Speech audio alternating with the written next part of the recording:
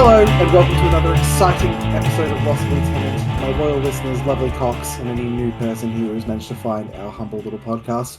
My name is Jordan. Tonight we're going to be doing Lost Lieutenant, episode 125, the much-anticipated Custom Mission Challenge 2024. Tonight I am joined by my fellow hosts, Nick and Tristan. Woo. However, before we do get into the boundless number of fantastic missions submitted by both our audience and a host, weirdly enough, I don't know if that counts, we do have some bits of housekeeping to do. First of all, a small moment of silence for N5. We hardly knew you have been delayed.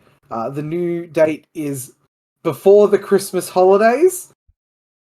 Whenever that is. Whenever that is. That is. It's put me on edge. It's put me on. I look. I would honestly almost put money on another delay at this point. It seems like something has stuffed the pipeline. I feel like there is never just one delay. There's always. This is number two, second, isn't it? Yeah, this is the second delay.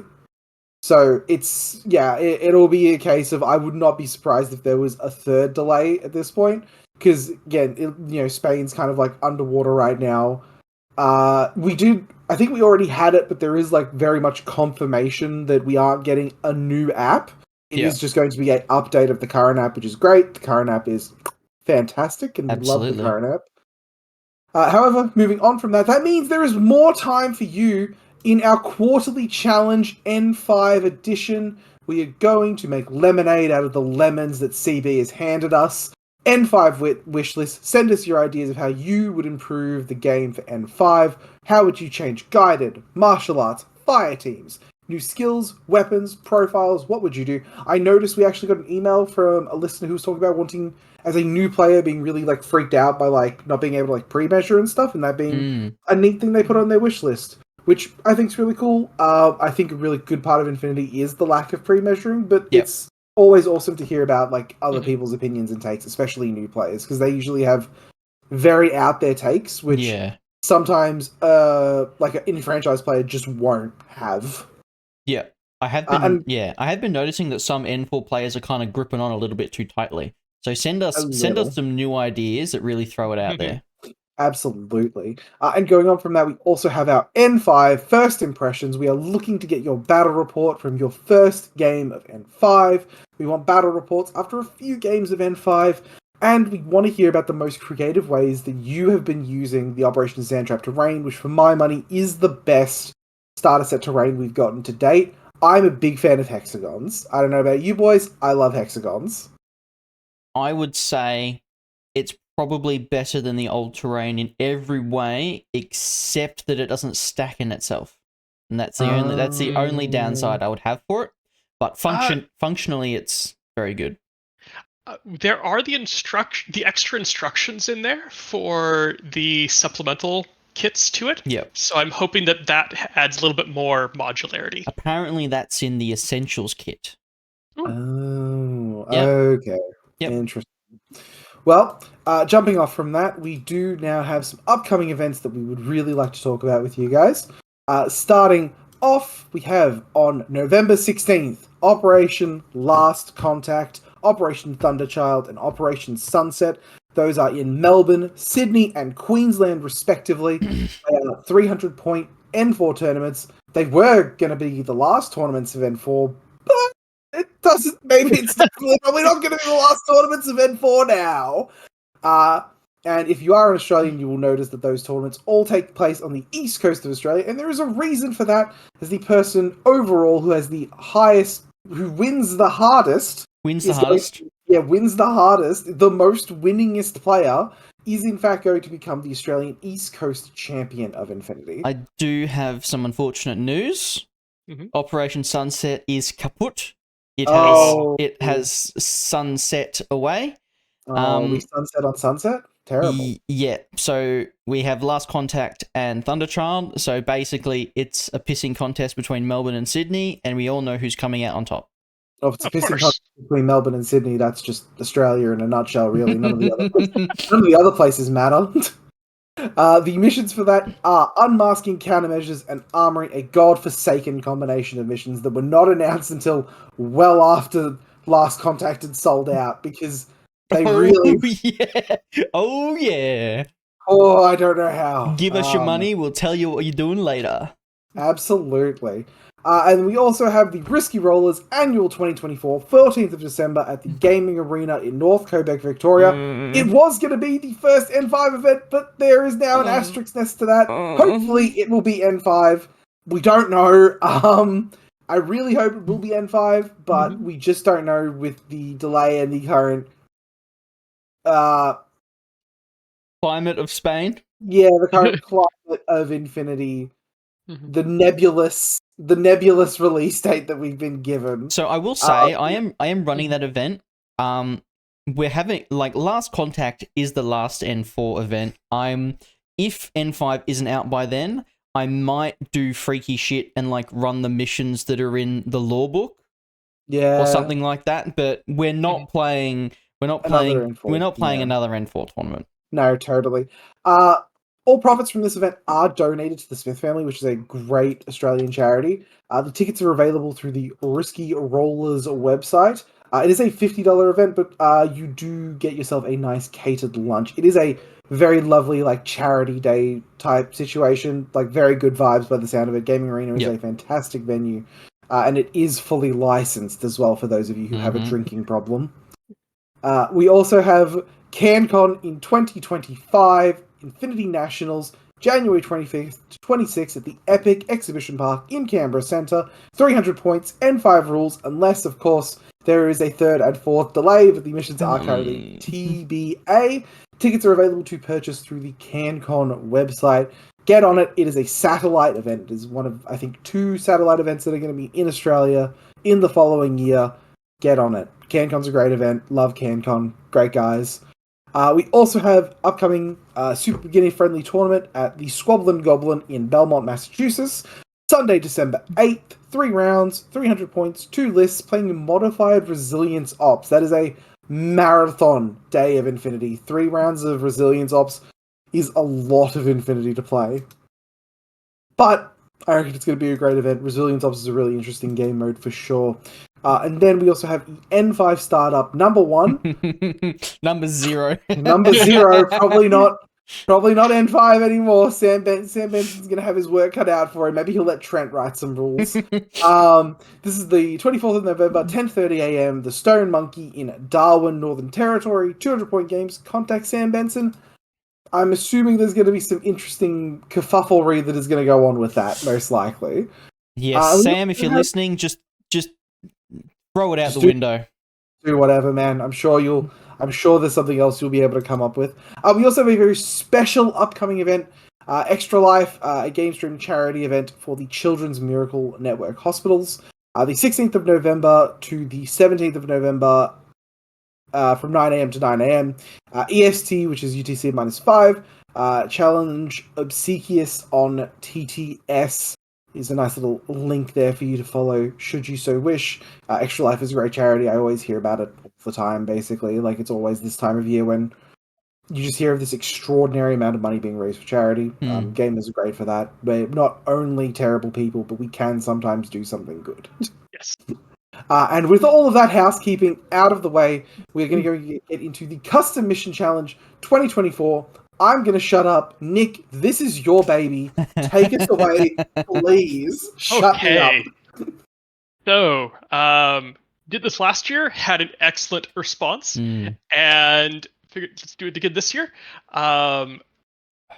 Slightly fewer responses, but I think part of that was also with the change up of N5 coming, and yeah. It does need to be said, though. This isn't just a fun for funsies challenge. One mission from the Custom Mission Challenge did in fact get into an ITS document. Oh, yes. And was played for an entire season. I would argue 2 missions, but true, 2 missions. Yeah, that's just I me. would. Yeah, 1.5, 1 3/4. Yeah, it's definitely. Ping-pong is a godforsaken evil mission that I'm glad is. They should have just picked another. Oh no, so I don't know if you know, Dante's original mission from Custom Mission before, CB took it, split it in half, made last launch, and then made evacuation with the rest of the rules. Dante. Dante's way evacuation is the way it is his now. mission had star-crossed lovers, which was very similar to the placement of HVTs in evacuation. Yeah, alright. Someone remind me to fucking throw something at Dante next time I see him. Not only that, I'm thinking for tournaments going ahead, we will probably be having more slots for custom missions because they're super interesting. They get people talking about the event, and CB traditionally only change about 3 or 4 missions per season. So we're absorbing all the custom missions because like last year, a lot of the ideas were just phenomenal. And I haven't looked this time, so I'm excited for Nick to run me through all this amazing stuff. So this year we had 11 new scenarios submitted. 2 of them were like ITS style. They'd slot into any ITS tournament just fine. 2 that were I just categorized as other. You'll see why when we get to them. Like one is an attacker. I took a peek. There is some spice. Yeah, like one's an attacker defender mission, and that doesn't really slot into an ITS without other preparations.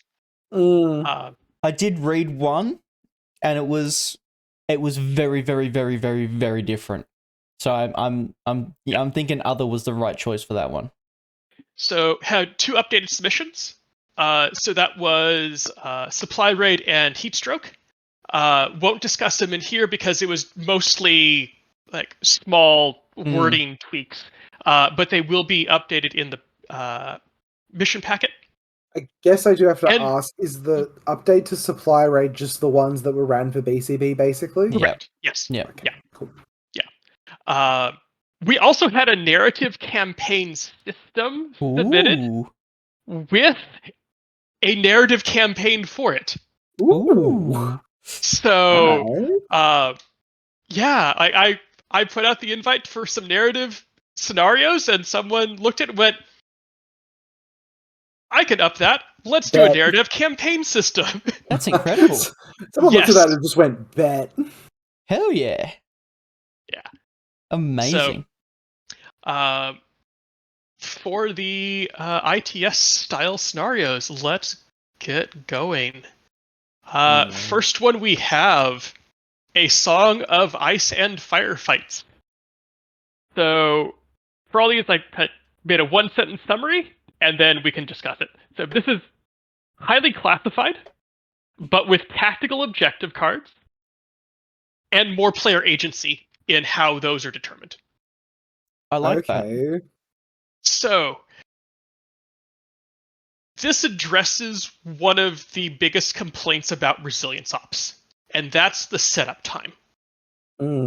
Having to set up all the objectives, all the beacons, having to remember the distance you set them all up in, how many you put out there, and what each of them actually means. Like, what's a beacon? What's an objective? What's a fucking beeper? Like, there's a million different things to keep track of in resilience. Exactly. So, A Song of Ice and Firefights takes care of that. The objectives and the beacons are in fixed locations. Yep. All you have to do is set up the HVTs. And we know how to deploy HVTs. Yep. The beacons are set up. I don't know, man. I don't know. I mean, every 5-round tournament I go to, I'm pretty sure, like, at least half of the game, a HVT is very clearly deployed in, like, the middle of round 1. Okay, fair. So the beacons get deployed 16 inches up, and there's 3 of them, and they're deployed evenly spread across the table, so 12 inches in and at the center. The objectives, 2 of them on your deployment zone line, and they're also evenly spread, so 16 inches in from each side. Yep, totally. Then, instead of deploying 1 HVT, you deploy 2. And that's the terrain setup. Interesting. So they've halved the amount of HVTs from normal resilience ops. Yes. Excellent. But there's a reason for that. Okay. Because you have agency in what tactical objectives are going to be on the table, and you can plan for that. Yep. So, at the start of the game, when you would normally choose your classified objectives, so before army lists, both players secretly choose 4 tactical objective cards from their deck. At the start of each round of the game, both players pick one and reveal them. The player who is currently in the lead, so has the most objective points, has to reveal theirs first, and then the other player can pick theirs in response. Okay. If it's a tie or it's the first turn of the game, the player who kept initiative has to reveal theirs first. Sure. Those 2 tactical objectives that are revealed are the tactical objectives for that game round. For both players. For both players, and both players can do both of them. Interesting. So there's a possible 6 different objectives you can do, or 6 different tactical objectives. Mm-hmm. For the objective points for the mission, completing anything on the tactical objective completes it, and you now have 1 OP. But at the end of each game round, you check to see who scored the most resilience points. And they get which replaces objective points on the cards, right? Correct, yeah. So whoever did the best at completing those objectives scores a bonus objective point. Interesting. And then the final 10th OP is from killing enemy specialists. Oh, sorry, killing operations specialist, which is a special character you get to assign. Is it hazmat ops effectively? No, because yes, in how you assign it. No, in that it's designed to have an impact on the game. Right. Excellent. So I really love that second point. The scored more resilience points, because it's not more cards, because you could do 2 cards that are worth, the easy side is only worth 1 point each, and your opponent does 1 card that's worth 3. They've only done 1 card, but they've done more. They have more resilience points for that round. So that's really interesting. I have to also assume that replacing it with resilience points is just to avoid confusion with correct. Objective points for scoring and objective points on the cards, right? Yeah. Correct. It's just a bookkeeping. Basically, the rule is on tactical objective cards, replace the words objective points with resilience points. Yeah, totally. And it's just because that way you don't have the same word used twice. Oh, this is really cool. So, we already mentioned the operations specialist. So it's assigned similar to hazmat ops, etc. However, it's a specialist operative, which means it gets additional beepers. It gets decharges.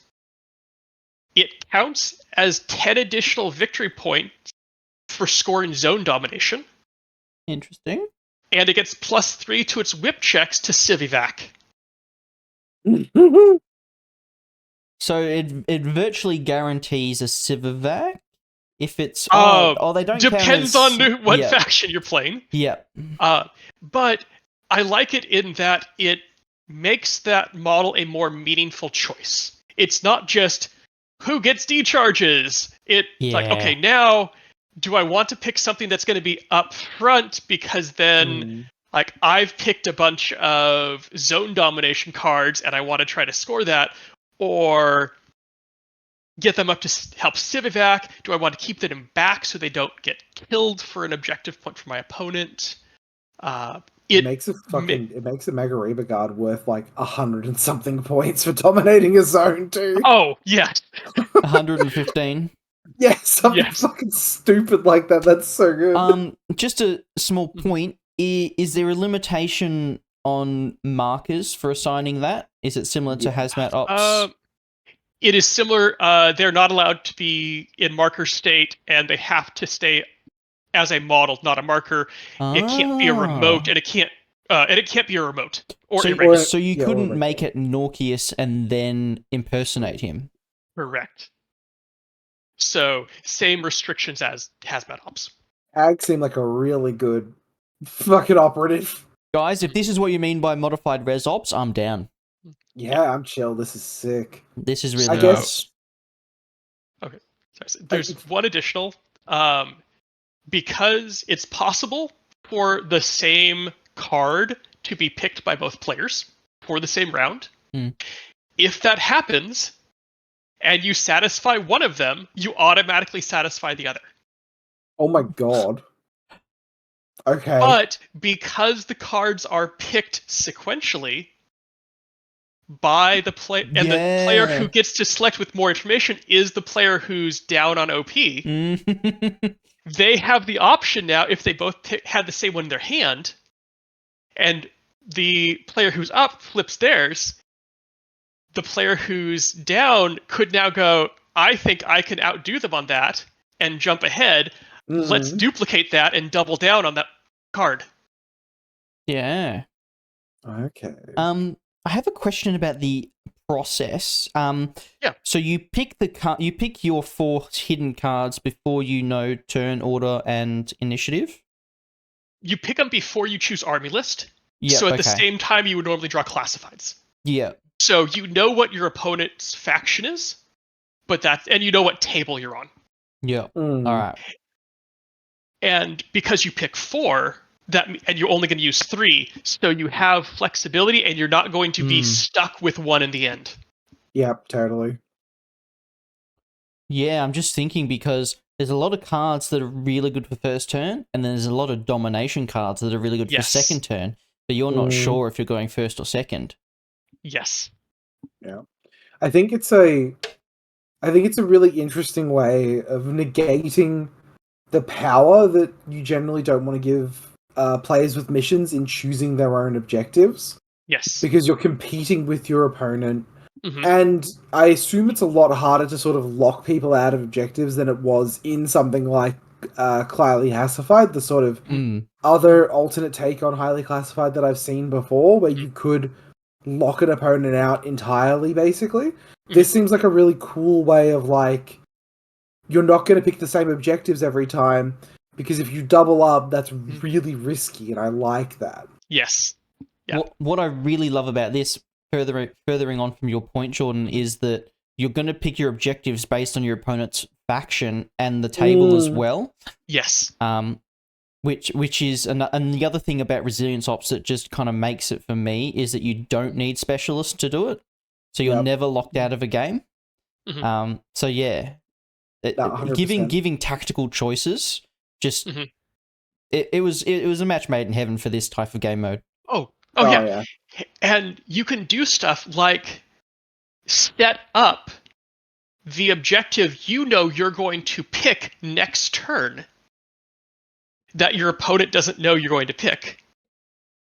You could also, probably a higher level, try to fake out setups for objectives.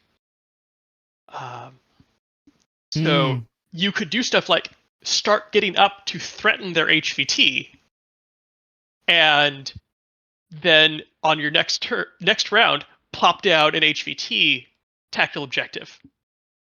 Yeah. Or if they now come up and try to threaten your HVT, you don't put down the HVT objective. Yeah, there's lots of things you can do. Yeah. Oh, there's a lot of room and agency to play with this one.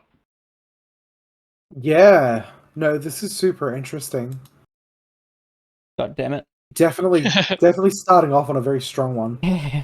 Very strong. Whoever wrote this mission, kudos to you. This is very well thought out, in my opinion. All right, guys. Hold on. I will. I'll get the name for you. Really go for it, because I've got the thing open here. This was written by Obsequious. There you go. How do you say it? Is it Obsequious or Obsequious? I don't know. If you know, let us know. Yeah. I assume I'm going to get yelled at whenever this episode goes live. If you want, whenever you just read out the title of the mission, I'll happily just sort of read out whoever it's by, if that's sure. easy. Well, we're on to Biosample. Okay, so Biosample. This one, you're flipping switches, but after the first flip, you get lethal side effects. And it is Ooh. written by Sam Bino. Yes. Okay. So in this, you've got an 8-inch exclusion zone. You've got 6 consoles. 2 of them are on the center line. Mm-hmm. And then the other 4 are on the board edge at the corners of the exclusion zones. Hmm. So the way it works, they work like normal controls or consoles. You go up there, you make a whip check. There's a doctor paramedic bonus. However, at the end of the player turn at which it's first activated, the console starts leaking Biotech 4. Ah. So for the rest of the game, there's a 2-inch bubble around it. Any trooper that declares or performs an order within 2 inches of a leaking console suffers a BTS at damage 10, and DA for if they have structure. Is it? So, Does it work the same as Biotech for the mission, no. where when it appears, anything around it takes the save immediately? No. No, it works like a quantum anomaly zone. Yeah. Yeah, so it's only if they spend or declare an order or perform an order inside, which, because it also starts at the end of that player turn, it means you can go up there, touch the button, back off, and then it's set. So theoretically, with needing to control those central consoles, you can walk up, push the button, and then never activate that trooper again and have it be controlling the central console? Yes. And it won't take Biotech 4 saves unless you activate it again? Correct. Okay, cool. Yeah. Um, yeah, so you brought up the second point. The scoring for this, at the end of the game, for each activated console you have, is 1 point, and there's 6 of them. At the end of the game, control a center console for 1 point each. There's 2 center consoles. And at the end of the game, have more activated consoles for 1 OP, with 1 classified objective for the 10th OP. Okay. I like the finesse in the scenario creation for this. He's taken a fairly regular mechanic and just spiced it up enough to make it quite interesting. Where now there is that pressure to activate first, because whoever goes up to try to flip the switch back has to deal with the BTS 10 saves. Yeah, no, it's super interesting. Yeah. I wonder how impactful it is at 2 inches. You'd almost want it to be like 4 inches potentially, but maybe the math just works out better with it being 2 inches. It's just to discourage you trying to flip it back, basically. I think the intention is you have to take a BTS save if you want to try to flip the switch back. No, I like that. Yeah. I like that a lot. Yeah. I like missions that take the concept of the Biotech 4 and make it less egregious and less feels bad man, and more you're purposefully taking the risk of the save, not you didn't have enough orders to move everything out of your DZ so it dies. So kind of deal. Fucked, like, yeah. This feels way more ITS compatible in terms of I am making the choices, not the choices are being made for me by dice rolls. Yes. That was actually kind of a common theme throughout a lot of the scenarios this year. Was you have many different paths, but they're not the same difficulty to get there. Yep.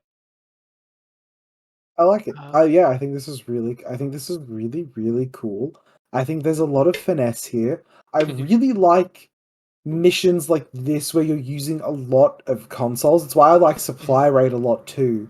Because you think it would be cluttered, but then you're playing it and it's more options. So you can't be sort of locked off a console because your opponent has put something around it. You can just go to a different one, and that's great. Yes. And these are really spread out. So it's going to Mm. be difficult to like threaten someone going into all the consoles. High You can scoring, only control so many of them. really high scoring game as well. It looks like because you're Yes. at minimum going to be scoring like 2 points at minimum. Because there's no universe where you're not tapping the two consoles just outside of your DZ. Like, yeah, any game that has the potential to be like a draw with offensive bonus is huge. Yeah. Yeah. Excellent. All right.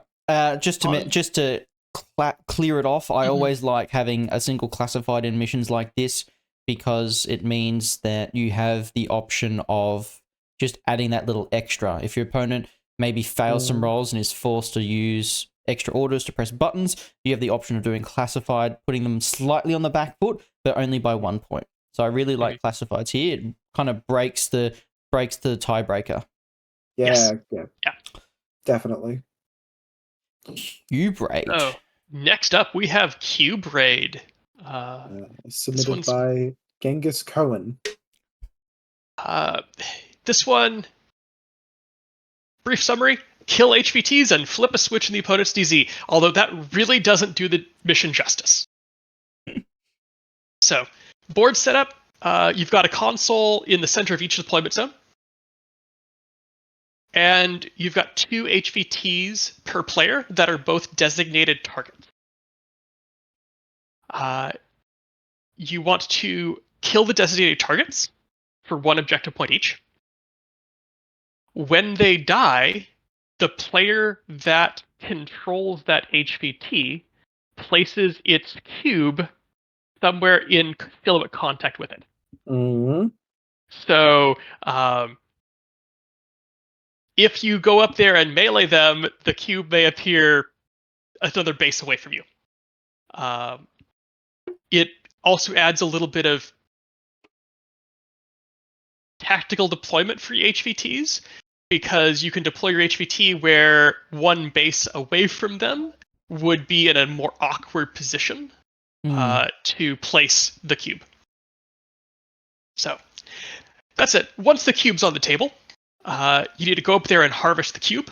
Only a specialist can do that, and you don't need to roll. You just need to go up, touch the cube, spend a short skill, pick it up. So 2 OP for each time you have. Hang on. Yep. So yeah. So you just need to pick it up, and it's done. You don't even have to turn it in or anything. Just touch it. Yep. 2 OP for each cube you've harvested. The third part is activating the enemy's console, which is 3 OP, and then 1 classified. However, with activating the opponent's console, you get bonuses to do it based on how many cubes you've harvested.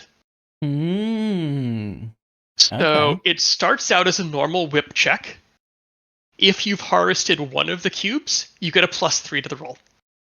If you've harvested 2 of the cubes, so both of them, you get to roll 2 dice. Oh, that's so cool. He's just split the advantage in half. That's so cool. Yeah. Makes sense. The other rules of note, you get a defensive turret in it, and it's got no quarter. Yeah. Okay. So I really like the defensive turret in this because it actually has use. There is an objective in your DZ.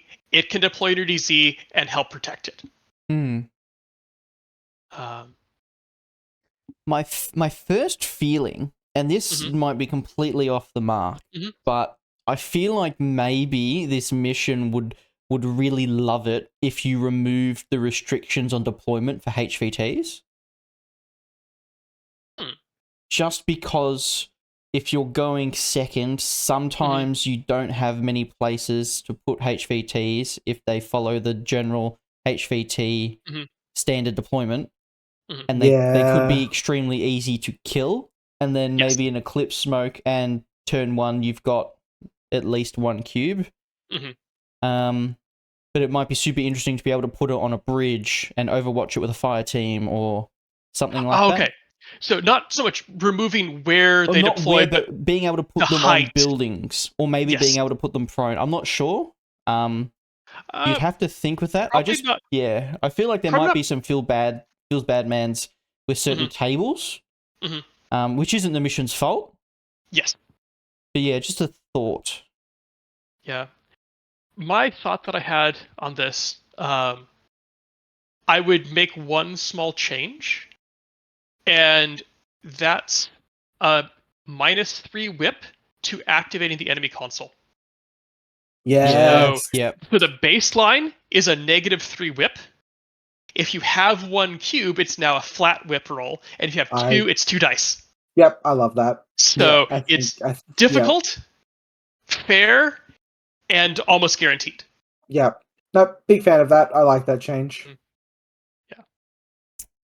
Yeah, no, I like that. I can imagine every Cosmo player is like, "Ooh, Ushu is specialist operative profile." Yeah. Spend an order, and What's she looking for there? Like roll a 9? a 10. Oh, buddy. But she does have smoke. But yeah, if 50-50 to get 3 guaranteed OP in like the first 2 orders, that would be pretty good. Yeah. But no, I agree with you. I think that -3s or even a -6 just to really make it more risky, because it is worth 3 objective points, and that's quite a significant chunk. Well, it's like forcing you to play the mission, right? Like, you don't want to let someone try and play like mission agnostic, essentially. You want them to engage with the mechanics. Yeah, I think it's almost a cryogenic situation where, let's say you do have Usha and you do get that 50-50, and maybe you kill the designated targets in the first turn. You've locked 5 OP in, and now you go, I don't need to be in your DZ necessarily anymore. I can just defend my half the table and kind of I don't have to go across. Yeah, so potentially there make it a big negative to press the button on the before you collect any cubes. Yeah. I could definitely see that. Or maybe even 2 defensive turrets. Throwing it out there. Yeah. Yeah, I could see a couple little tweaks for this one that could be explored. Definitely potential. I really like missions that read simply. You could explain this to someone really easily, and it's still a complex mission in how you play it. Yes. Yeah, there's a big decision tree. Yeah. And I like I said, there's this decision tree, and there's definitely easier paths through the decision tree, but there are still multiple ways you can go about it and still get to the end. Yep. More options makes for more interesting games. Generally. Yeah. Alrighty. Oh, playing some 40k, boys. Okay. Hammer of Dawn. Years of Who's this War. guy Thank again? you very. Hi, I wrote this one. I actually, funnily, I tried to submit it last year. I think it went to the junk folder or something. Oh. Yeah. Well, this year you knew how to make sure it was seen. Yes. Yeah, exactly. That's why I became a host, baby. It's just for this moment. So with this one, you want to grab beacons and plant them in your opponent's DZ, but it's time gated. So there's 3 boxes along the midline, evenly distributed, and an 8-inch exclusion zone. It's a whip roll to grab the beacon, but you can only grab 1 beacon per turn. Okay. Then it's a whip roll to plant the beacon in your opponent's DZ, but you can only plant 1 beacon per turn. And you get bonus OP if you do this with your LT. You fucking masochist. And there is also, and to make it even better, there is a lieutenant and cock bonus. Yes. So, yeah, my first thought on reading this is like, someone really likes having an active lieutenant. Well, actually, no, actually, so I can explain to you exactly what the thought process was here. I thought of the idea of some fuckwit moderator legging it from the DZ to grab the beacon and just like suiciding into the opponent's DZ to place it. That's brilliant. That was entirely it. It was just the idea of some like the fuckwit moderator just being like, "Well, time to go to work. Off I go." That's amazing. So, the way it's scored, during the first game round, deploy a beacon for 2 OP. During the second or third game round, deploy a beacon for 1 OP each. So if you get it done during the first turn, it's worth 2, and if you get done during the second or third turn, they're worth only 1 each. Nice. Deploy a beacon with your LT, 1 OP, maximum of 2. But that means you've run your LT to the container, DZ, grabbed yes. it, run to the DZ, then run back to grab another one, and run back again to plant it again. Yes, sir. So let's see. At the end of the game, have deployed at least 1 beacon for 1 OP. At the end of the game, have deployed more beacons than your adversary for 2 OP. And then what would otherwise be the classified objective, at the end of the game, control more data arrays than the adversary for 1 OP. So that's the 3 boxes in the middle. Yep. This is such a Jordan mission. It's so cool. It would take, I think it would take me playing this 3 or 4 times to really understand the mechanics to the point of, where the risk assessment, right? How the scoring works and all that, because like obviously you've got extra points for doing it in round 1. How much is it going to impact if I try and cripple my opponent round 1 so they can't do it in their round 1, but I didn't do it in my round 1 either? Just this is such an ITS tournament winner mission. Trying to make like a the exclusion zone isn't just there as like a fuck you for like infiltrating a thing next to the beacon. It's because I wanted to try and keep the midfield clear to let like hero runs happen on the first turn, basically. I also think the idea of like resilient lieutenants being rewarded for being resilient is very cool. Like if you have a tag as your LT, it should be good at walking into your opponent's DZ and planting a thing and then walking back out. I think when I wrote this, I was playing Morats at the time, and Morats are okay at this mission because they don't mind just walking a 5-man up the table. It's kind of funny to do that. I had a lot of fun writing this. The idea originally came from like Griffball in Halo 3. Yeah, I can see that. Is like, grab the thing from the center and then run it forward. Yep. And Hammer of Dawn is just like a Gears of War 3. Like the fluff for this mission is that you're planting these beacons to like target points in your opponent's DZ for like laser from the sky to come down and like blow stuff up. And I guess if you hand off a question, basically, if you kill the dude holding the beacon, it just drops on the ground, and then that player is the only one who can then pick it back up. Yep. So you can successfully stifle a run, but they can try it again the next turn and not have to grab a new beacon out of the data array, basically. Well, there's also the strategy of like, I can't get to your DZ on turn 1 because you're set up too well. There's not a good opening, but I can go up and grab a beacon on turn 1 and then deploy it on turn 2. Yep, absolutely. It's not worth as many points, but and that's I can set myself up for the next turn. Yeah, I was trying to make it. Like punishing for alpha strikes where you're not scoring maximum, but also punishing for null deployments where if you null deploy, your opponent can just walk into your DZ, basically. Oh, absolutely. Yeah, that's a good balance. Yeah, I didn't put a classified in there just because like I don't know. It's almost distracting. Yeah. The mission is very involved, and a classified is almost something you look at, put down, and you don't think about it, and you go round 3, how do I win? Oh fuck, I got it classified. Yeah, it's like, oh wait, fucking, where's your HVT? I need to be within 8 inches of this Yes. fucker. Yeah. And I Yeah, think the no. idea of like leaving something in contact with one of the data arrays in the middle, it's a good way for like whoever's going second as well to sort of leverage points at the end of the game where they can almost certainly guarantee themselves that one objective point over their opponent. Other rules of note: Quasi Creature, Hell yeah. which is a nice little extra like defensive wild card in there. They're my favorite. They're my favorite ITS extra at this point. I fucking love them. Like, They're amazing. and you can do so many good things with them in this mission as well, depending on like what you want to try blocking off with them. Mm-hmm. Here's how to fix those Vasti CB. Ariadne get turrets on their models. We get crazy creatures on our models. You mean Boom. Pano? Get Ariadne was the first one I saw. Anyway, continue.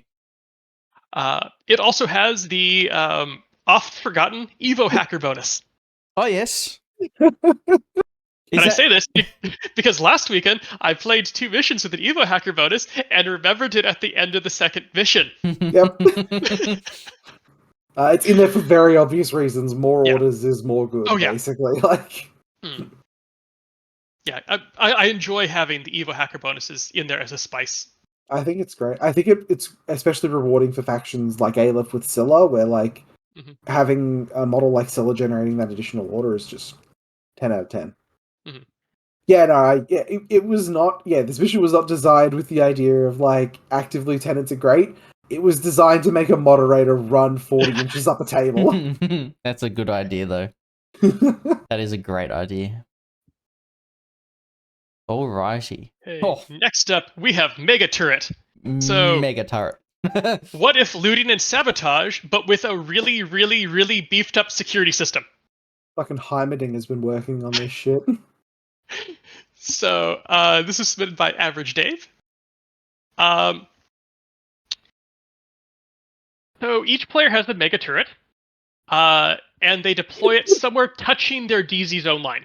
So they've got a little bit of front-back flexibility to get into good position. Mega turrets are like defensive turrets, but with tag stat lines and HRMCs. I love that we are like obligated to call them mega turrets because does it have neurosynetics as well? Yeah, it has TR. Okay, so the stat line for stat block for Mega Turret, CC8, BS 14, Armor 8, BTS 6, 4 structure, size 7. Size 7. Size 7. Yeah. 360 visor, Gizmo Kit Fizz 8, hackable tag. So it can be hacked as if it was a tag. Yeah. Reset whip equals 10. Yep. Total reaction. Yep. It has a hyper rapid magnetic cannon and a para CC minus 3. Oh, it's the para CC minus 3 is the most important part there. Yes. Sure. This is so good. So there are 2 consoles on the center line. You can activate them with a normal whip roll from specialists, hacker bonus as well. For every console you currently have active, you reduce the armor of the opponent's tag by 2. Oh, okay. Does that make it BTS 4? The way they wrote it, it's only reducing the armor, not the BTS. That's disappointing. But it starts off at BTS 8 and can potentially be deployed in cover. Armor 8, you mean? Sorry, Armor 8. Yes, thank you. Yep. Armor 8 and potentially deployed in cover. If you have one of the consoles activated, it reduces its base armor to 6. If you have 2 activated, it reduces its base armor to 4. Yeah, okay. And the consoles can be flipped back and forth. With a burst 5 BS14 HRMC in the reactive turn. Yes. Main objectives: protect your mega turret. 1 burst OP. 5, you mean, Tristan? Yeah, HRMC, sorry. it's burst 5. Burst 5, not burst 4. Yeah, burst 5. 1 OP per structure your mega turret has left to the end of the game. damage the enemy mega turret, 1 OP per structure the enemy turret has lost at the end of the game, maximum 4. And then 2 classifieds for 1 OP each. Oh my god, the consoles do nothing. Except The reduce armor. consoles, they No, as only in reduce the scoring. armor of the opposing Yeah. of the opposing mega turret. Yeah, no, yeah, I meant they do nothing for the scoring. That's so Correct. wild. It is Oh my just god. the turret. This is so good. So, some additional notes on the turret. They can be engineered. Again, Gizmo Kit on a Fizz 8, so by all means, chance that one. If they're reduced to structure of 0 or less, they're removed from the table, so they have no unconscious state. Yeah. They are hackable and are targeted as if they are tags. And they can't be you can't re-roll an engineer roll on them either because they don't have remote presence. Correct. You can't total control it, right? Yes, you can. What? I was gonna say That's gotta be this an almost oversight. feels like an auto loss for Ariadna against half of the factions in the game. Yes. The total control's gotta be an oversight. There's no way that's intended. I asked, and it was intended. I specifically with this one I did. This was one of the first ones we got in, and so I had some spare time and messaged the submitter a few times because specifically to add the reset whip 10 to the profile because it's hackable, but it had no whip stat, so it's kind of like, how does it? Yeah. So it can, unlike a turret, it can also react with a reset. Okay, yeah, it can. Sure. So if someone is trying to hack it, it can declare reset and has a whip of 10. Which it's not defenseless. Hold on. I would want to. Oh, sorry. Go ahead, Nick. No, you finish your point. I would want to try it with the total control. I think that might be too powerful because the only way to get rid of it would be to get an engineer up and reset it with the engineer, and the chances of an engineer making it are like 0. Yeah, you made the point I was about to make because I realize you can't command token it because it's not a trooper. Correct. And that could be another way to go about. But I think that would almost reduce it too much because it's only good in... you can only hack it in your turn, and it's only good in your opponent's turn if it's hacked. So, that said, as I was saying that thing it through again, actually Ariadna would have one of the easiest times resetting it, so it would be probably one of the least vulnerable factions to total control, because on its turn it throws a smoke grenade and walks an Irmandino in and resets it and takes it back. Yes. I'm kind of scared of guided, if I'm honest. If Jordan played this mission and the turret would be dead, and somehow dropped a picture next to it on a 5, and then there's, it's resetting on a 10 versus a 15, 16, whatever. And it can't dodge either. It can't dodge. It can reset, and given the hopefully future rules, or even right now, reset in response to it. It can reset in response on 10. So it can reset at 7. At 7? Because neg 3 whip to the... That's only if it goes off. It's a flat roll when you... No, I mean in response to the missile. For being spotlit. In response, yes. In response to the missile, it's dodging on a 7. Yeah. Versus a... Well, currently rules it can't do anything except try and not face-to-face, basically. Yeah. And it'd be shooting back on a 12 if it has, let's say it has ECM -6 like a tag. Yeah, I would almost make this thing immune to guided. I probably would too. Yeah. I really like the idea. I think it's going to require a lot of playtesting Mm.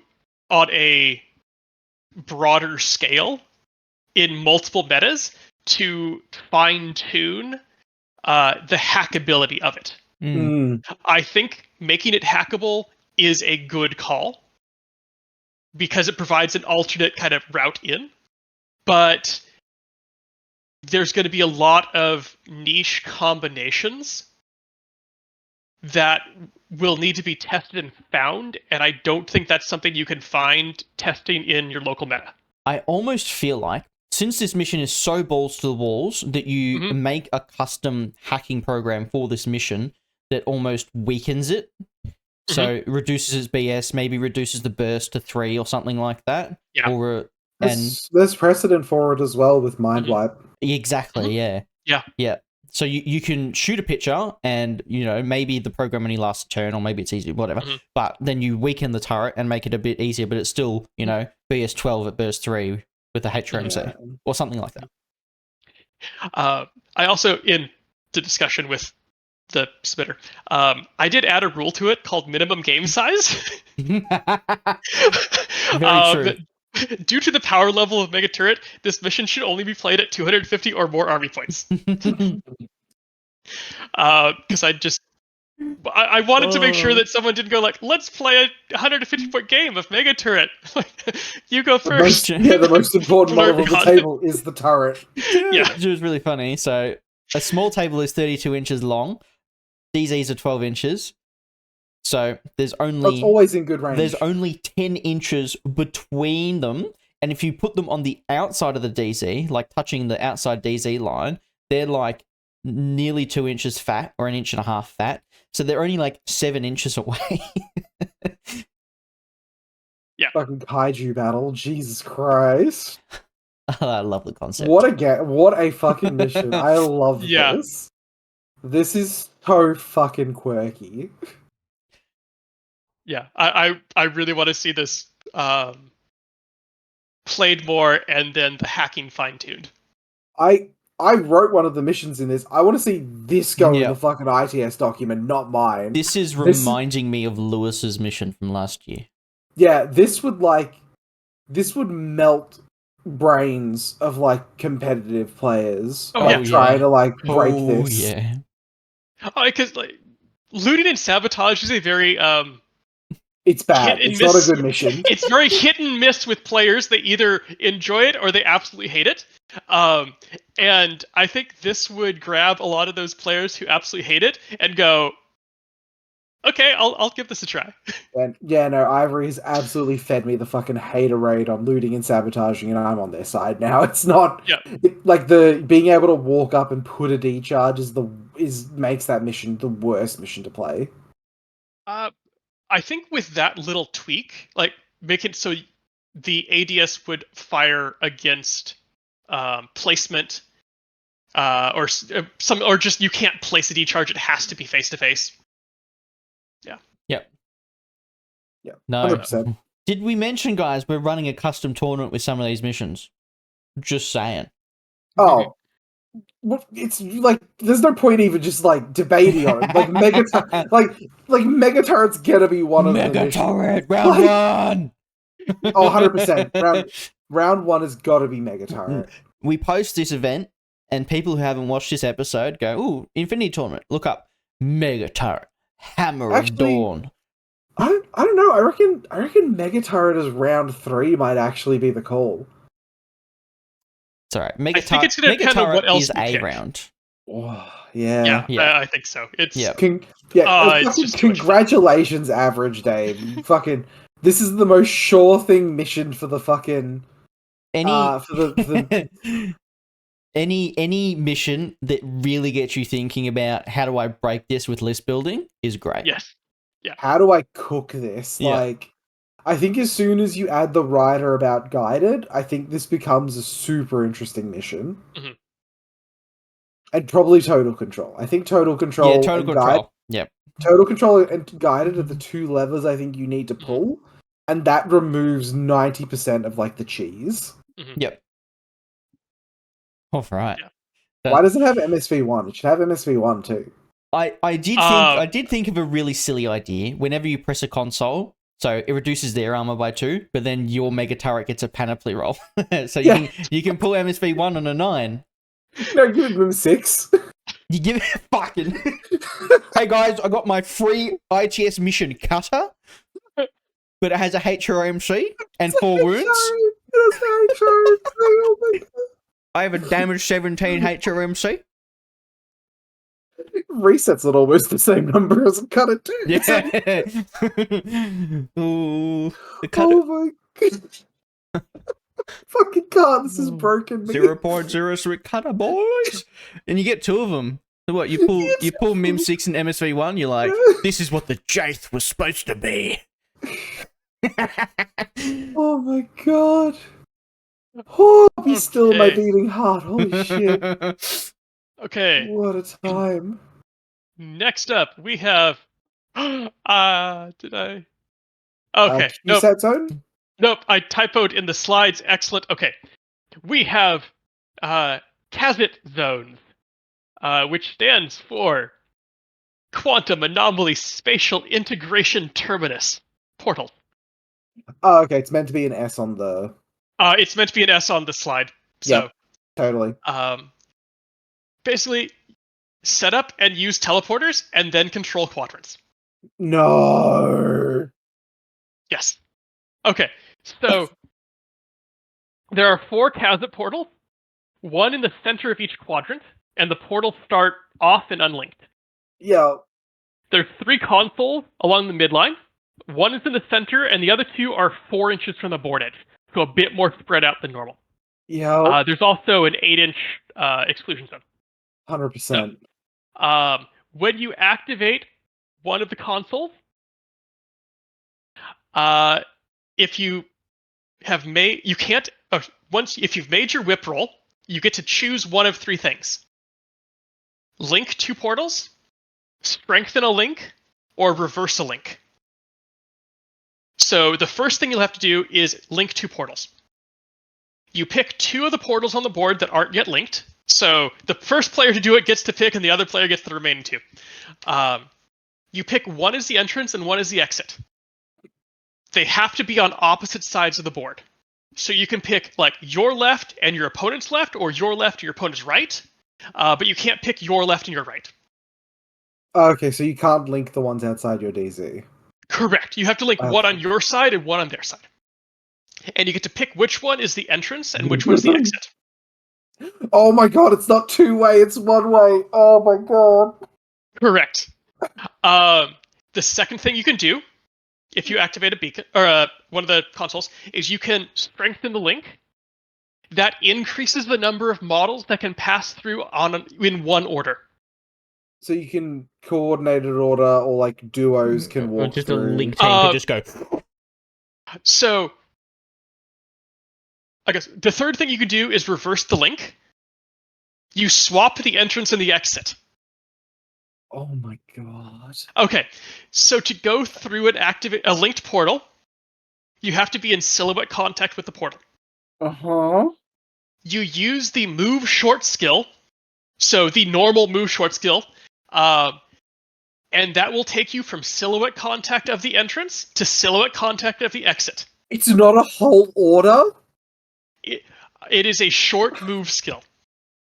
Oh, sorry, not just short. It is the move short movement skill. Just move 12 inch? It starts limited to 1 model per order. Every time you strengthen the portal's link, you increase the limit by 2. S6 or more count as 3 models. Okay. Okay.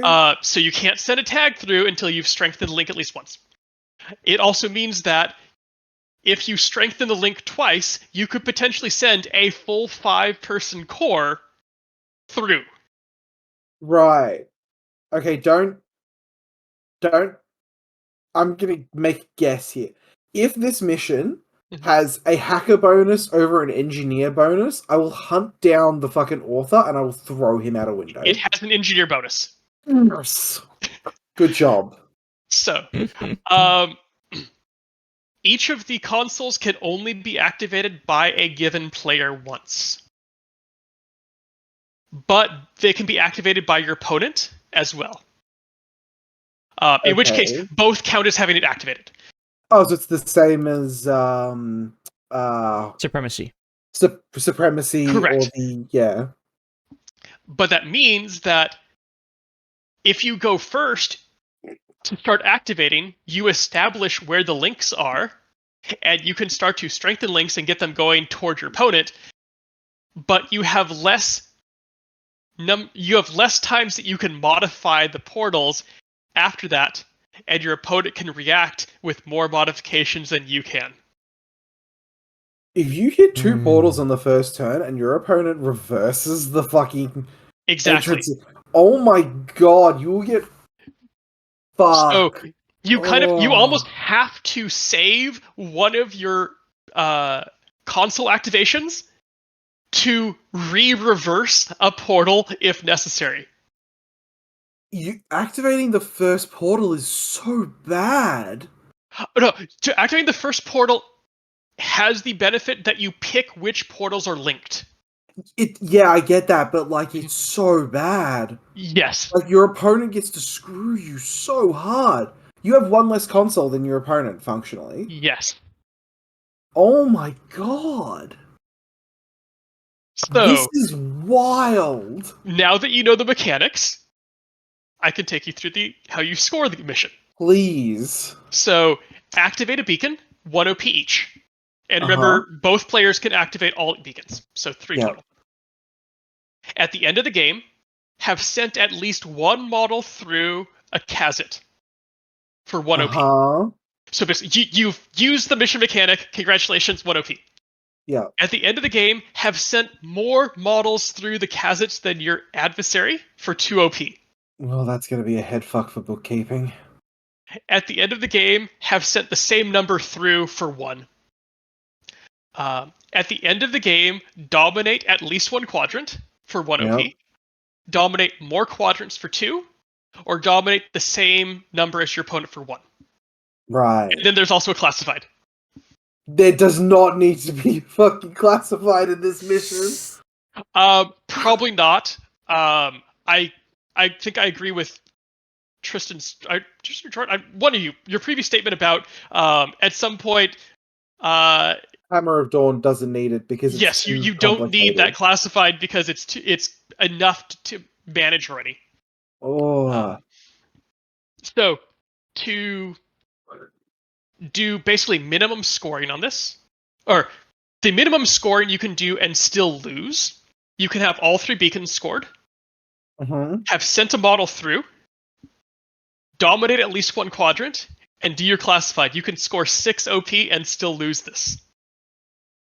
That's good. And then to win with a 10 OP, you have to activate all 3 beacons, have sent more models through, and dominate more quadrants, and do your classified. All right. Right. So I think I agree with you after walking through that verbally. The classified might be too much. Yeah, you need to just add an extra point somewhere in this scoring sheet. I don't know where it goes. I almost would want to play it through a few times and try to figure out where it goes. Yeah, try and figure out where it goes. It fits somewhere. I would probably take, at the end of the game, have more models sent through the QASITs than your adversary to 3 points rather than 2, because that's the primary game mechanic. the neat mechanic of the mission. Yeah. And that still allows you to score 5 OP and lose. Yep. No, that works. That makes sense. I'm going to hit... Okay. My first impressions when you guys were talking about it, I don't think 3 beacons is enough. Honestly, I would go Frostbitey and put 1 in the center line right on your DZ line, each player's DZ line. So there'd be 5 beacons. No, I don't think you want to make it 3 to set up the portals. 4 at most. I think you want just 4 across the center. I only say that because there's only 4 factorial. There's only basically 4 combinations of what portals you're going to have. There's going to be an X, or there's going to be, like, you either go diagonal or you go straight. Well, there's only 2 possible portal combinations. Yeah. Yeah, it's either true or perfect. So I don't necessarily think that what portals you link is that important. What I think is more important is that the player going first has, like, there's more ability to mess with the portals. Currently, as it is, there's an exclusion zone and there's 3 beacons in the middle, so it actually could be quite difficult for both players to press all of those buttons once each. Okay. The counterpoint here... Sorry, go ahead, Nick. So, if we took it to 4, first of all, that would satisfy the classified and get the extra point in. Remove the middle beacon and add one at the edge of the exclusion zone in front of each player. Yep, that's fine.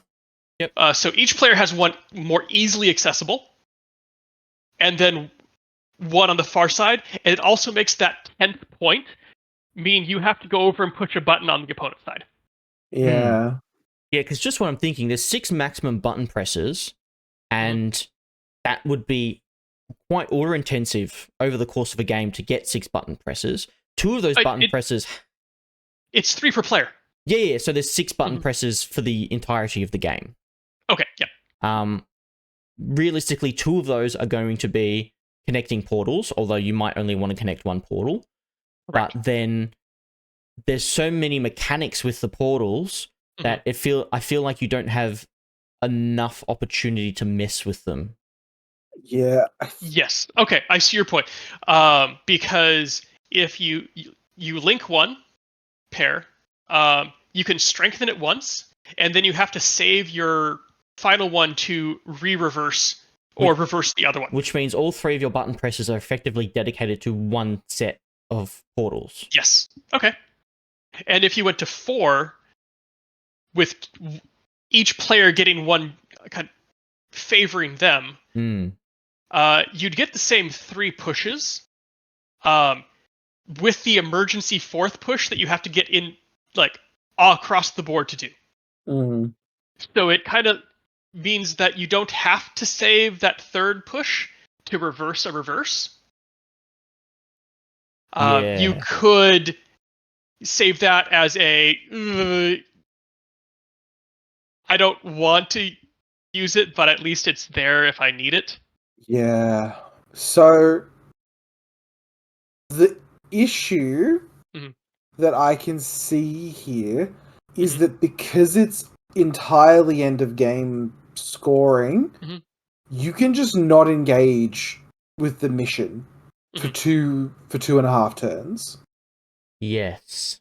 Potentially. So if you're going second and your opponent isn't willing to push the button first, because being the first one to activate a portal just seems awful. Well, it's sorry, not awful. It seems like it puts you in a really difficult position. If your opponent, if a portal can just not get activated, and if that happens, the person who's going second can just win. They can literally score like 7-8 OP on the final turn. Yeah, I'm visioning games of Armory where the Armory doesn't open until round 3. Yeah, that's it's entirely what I'm thinking of and like Acquisition as well. Yes, Acquisition's a massive one where it's just kill everything and then sit next to a button. Yeah. So that's the issue I see, is that the way entire end of game scoring promotes not engaging with the mission until you have to. It might seem like I'm copying from Jordan, but almost you could have a mechanic where you get points for doing something each round, like going through a portal per round. Although that seems rather forced. I'm not sure. You can shuffle the points around and make the domination aspect a little more important, because the portals assist with that.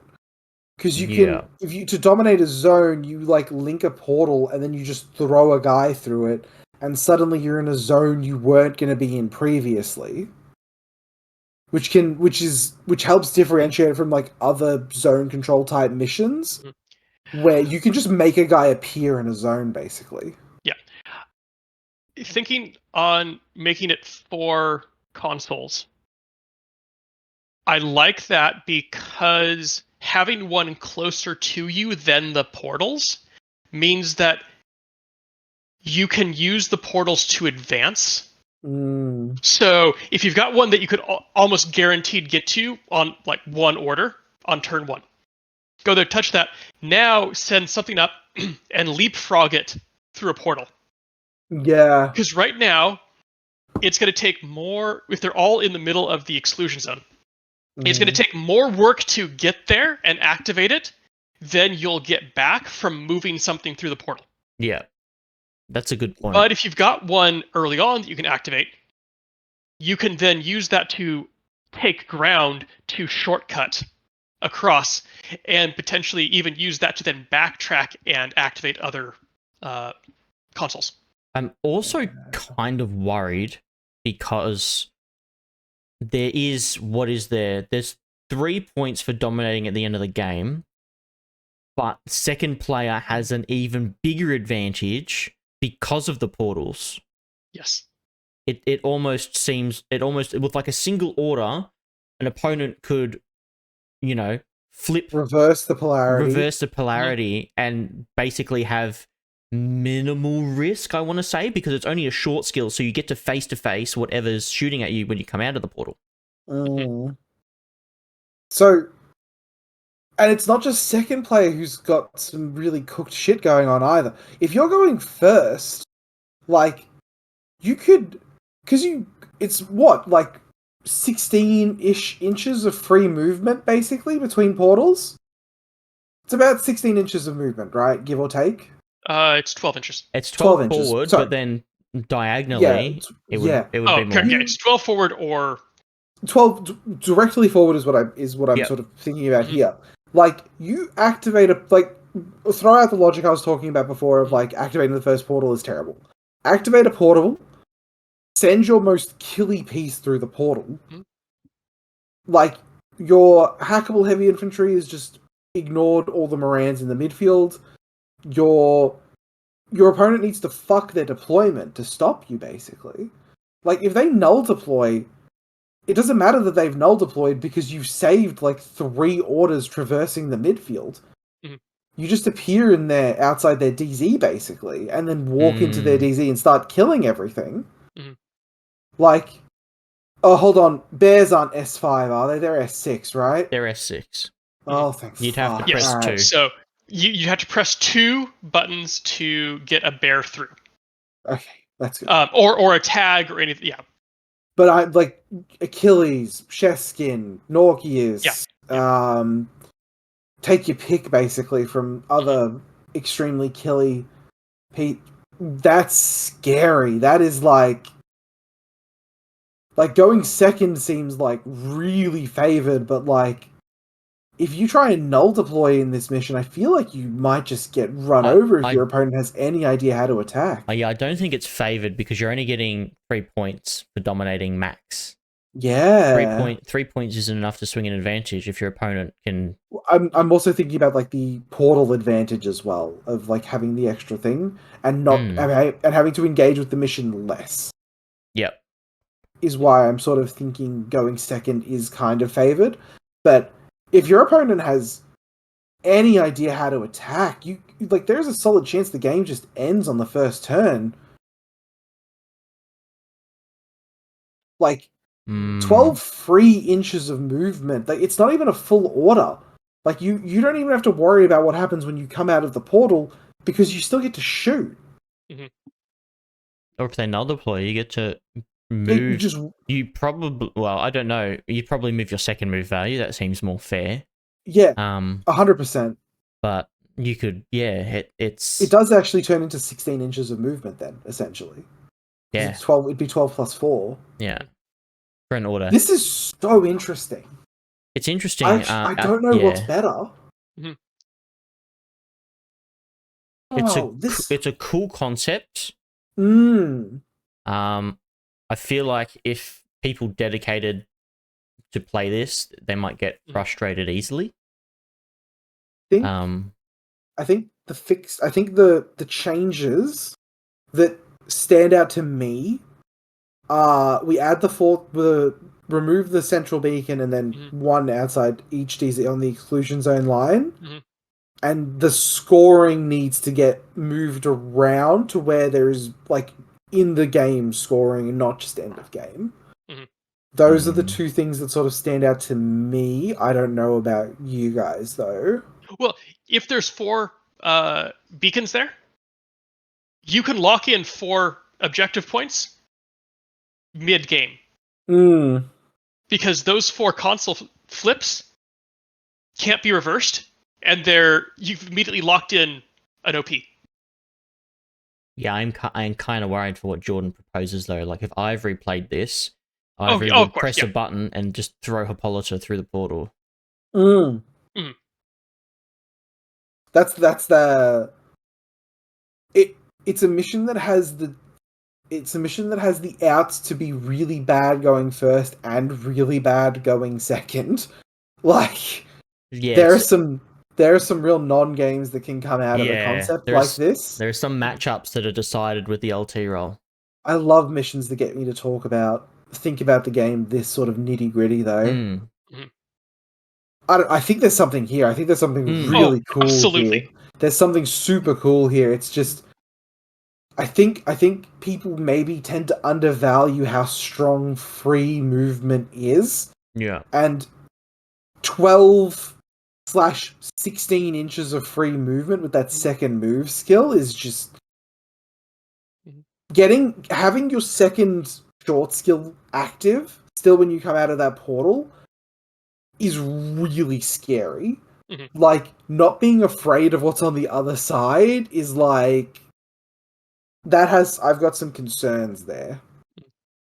Well, I think this mission really exemplifies part of what the custom mission challenge is for. And it's taking custom missions and just releasing them so they can be broken and rebuilt.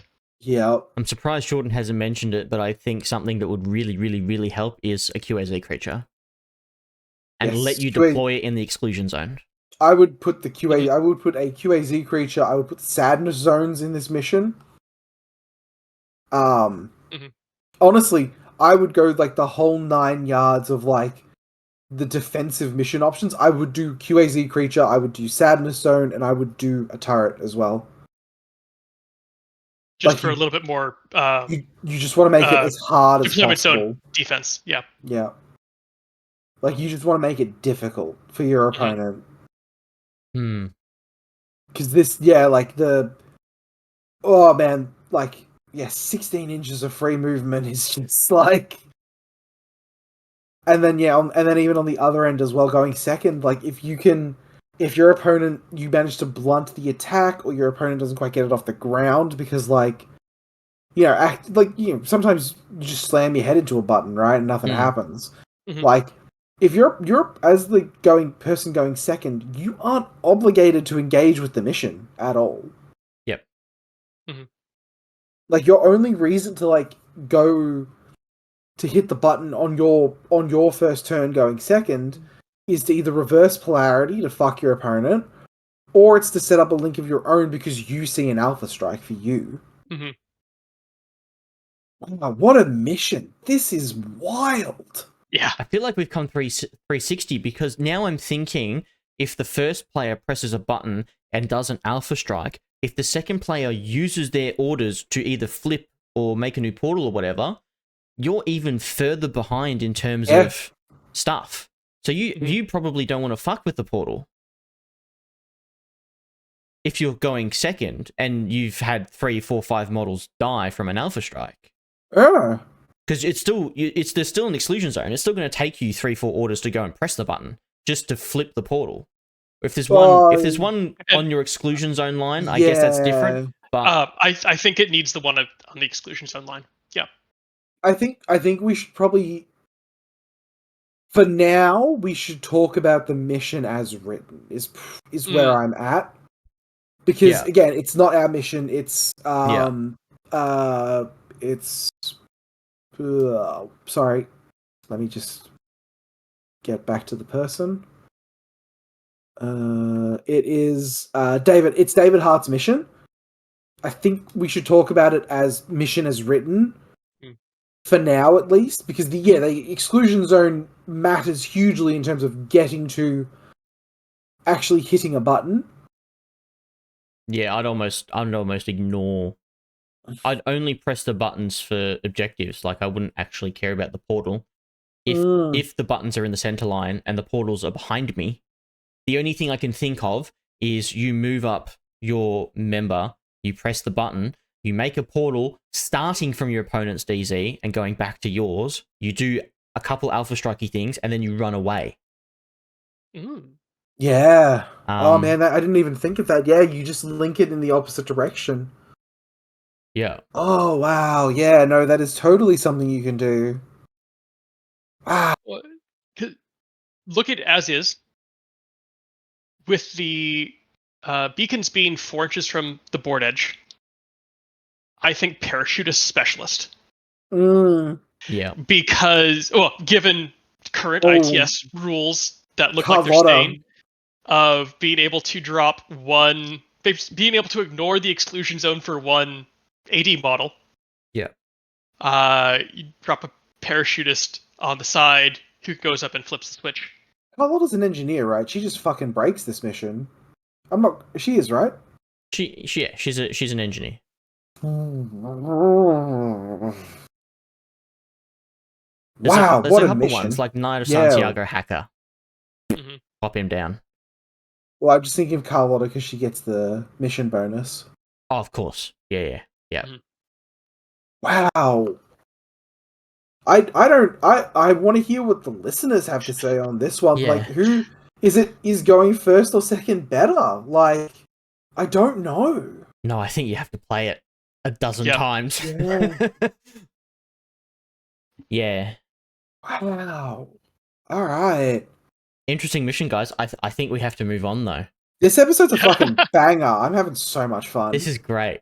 I hope the rest of the missions are as thought-provoking as this one. All right, Nick. Okay, next up we have server control. Basically, you've got 3 buttons. It's flip or destroy the switches, but switches become harder to flip as time progresses. Okay.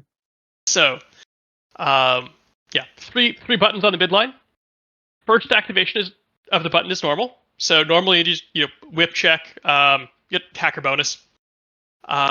After a button has already been activated, any attempts to activate it again have a -3 to the whip check. Yep. Was this written by a certain Rob from Canberra? No, this was another Genghis Cohen. Yeah, another Genghis Cohen. No, he's not stepping on your toes, Tristan.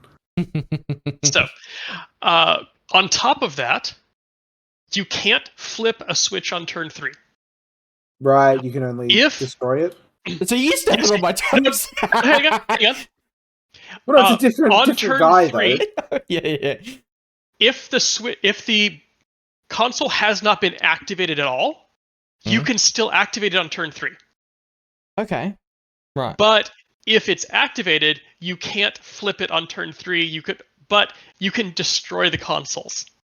Okay. Right. So I know there's like simple, elegant, just little tweaks to a basic mission structure and spices it up greatly. This is just some good, clean fun. Objectives at the end of the game have an activated server for 1 OP each. At the end of the game, have more activated for 4 OP. Holy shit! Yes. We need to change that. At the end of the game, have the same number of activated servers for 2. And then there's 3 classifieds for 1 point each. Oh my god. 4 points for more? That's like guaranteed. You are never getting a defensive bonus in this mission. Ever. No. Unless you literally don't press any buttons. This is a blowout mission. It's definitely an all or nothing scoring. This is mission blowout. That all may not be that high because, I like that it puts pressure, it's like time pressure on the scenario. Where like you can't just wait for turn 3, but also if you go up there and push all 3 buttons, like you can't relax because your opponent can still just go up there and destroy the servers. Yeah. Yep. So you have to still defend them, not just against specialists, because usually in a mission like this, I'd think, okay, 3 buttons. I'm going to go up and push 1 and kill all their specialists, and then worry about pushing the other 2. It's harder to go through and clear out all the models that have D-charges or DA weapons. Yeah, totally. And with the crypto security, the -3 to whip if you try and flip it. Yes. I like this as a bit of a theme through the episode of like punishing mission agnostic specialists. Yes. The missions want you to engage using the specialists that are designed for that mission. I think that's cool. Yeah. I even though I've abused the shit out of it, mission agnostic specialists like aren't always fun, and it's not always super fair sometimes when your like combined army opponent is rolling a 15 and a 16 and you're Pano and you're rolling a 12 trying to do the same thing. Yeah, this is cool. Like, I like the idea of trying to discourage mission agnostic specialists. Wow, the scoring for this though is so all or nothing. 3 classifieds too. Yeah. Ooh. The only potential thing that I'm not a fan of is there is situations that player 2 or even player 1 gets into round 3 and can't win. Or can't even draw.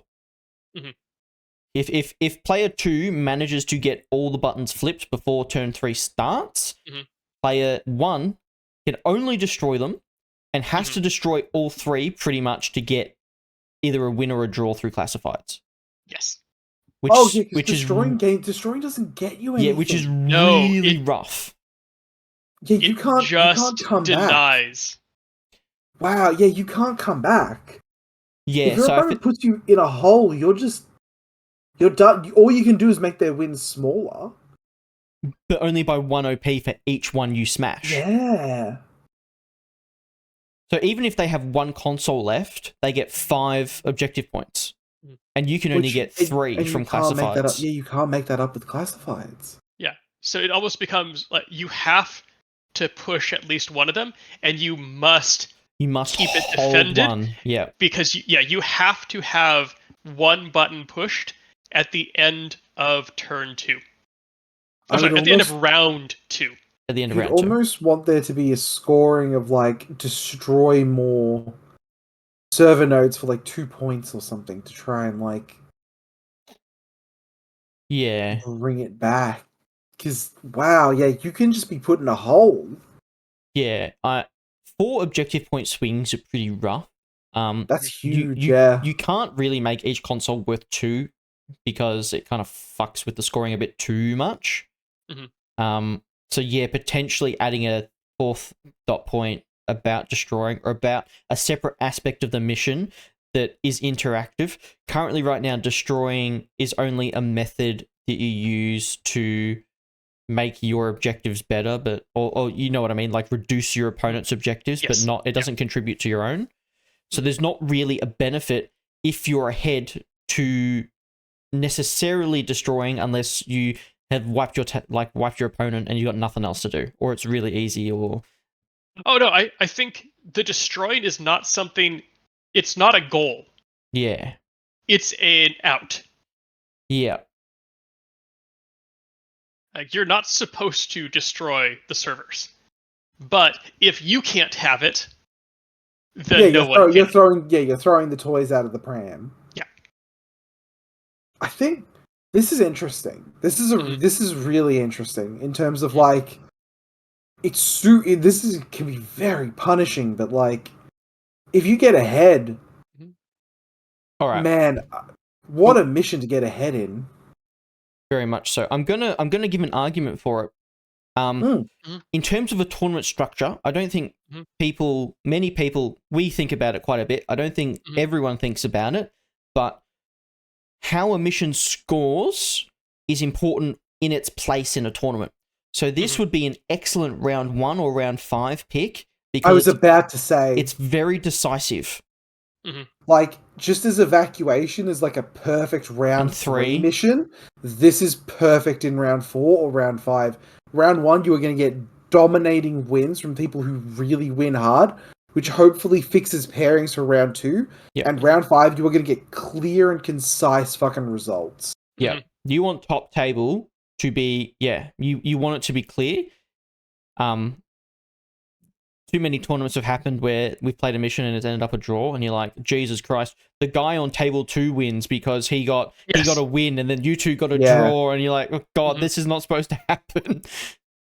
Wow. Yeah. That's it's a good argument. Honestly. Yeah, so I think in that regard, it's a boon for the mission. Like sometimes having a mission where you win, like the point scoring is really high, like acquisition, isn't a bad thing, because even though it might be like a 7-2, the game itself doesn't represent how difficult of a battle it was to get that 7-2.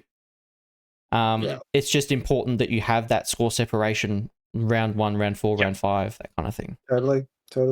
Oh, good, simple, clean fun. Like, bit way less of a head fuck. Oh yeah.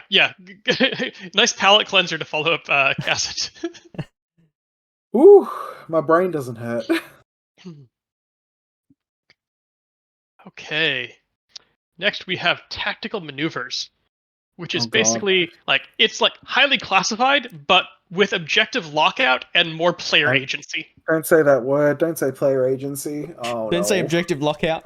No. Player agency is the one I'm scared of. Like, I've played highly classified with more player agency. It ends up with let the bodies hit the floor. Oh no! Like it's one, like, you have to walk through it probably the first time, and then the procedure's easy.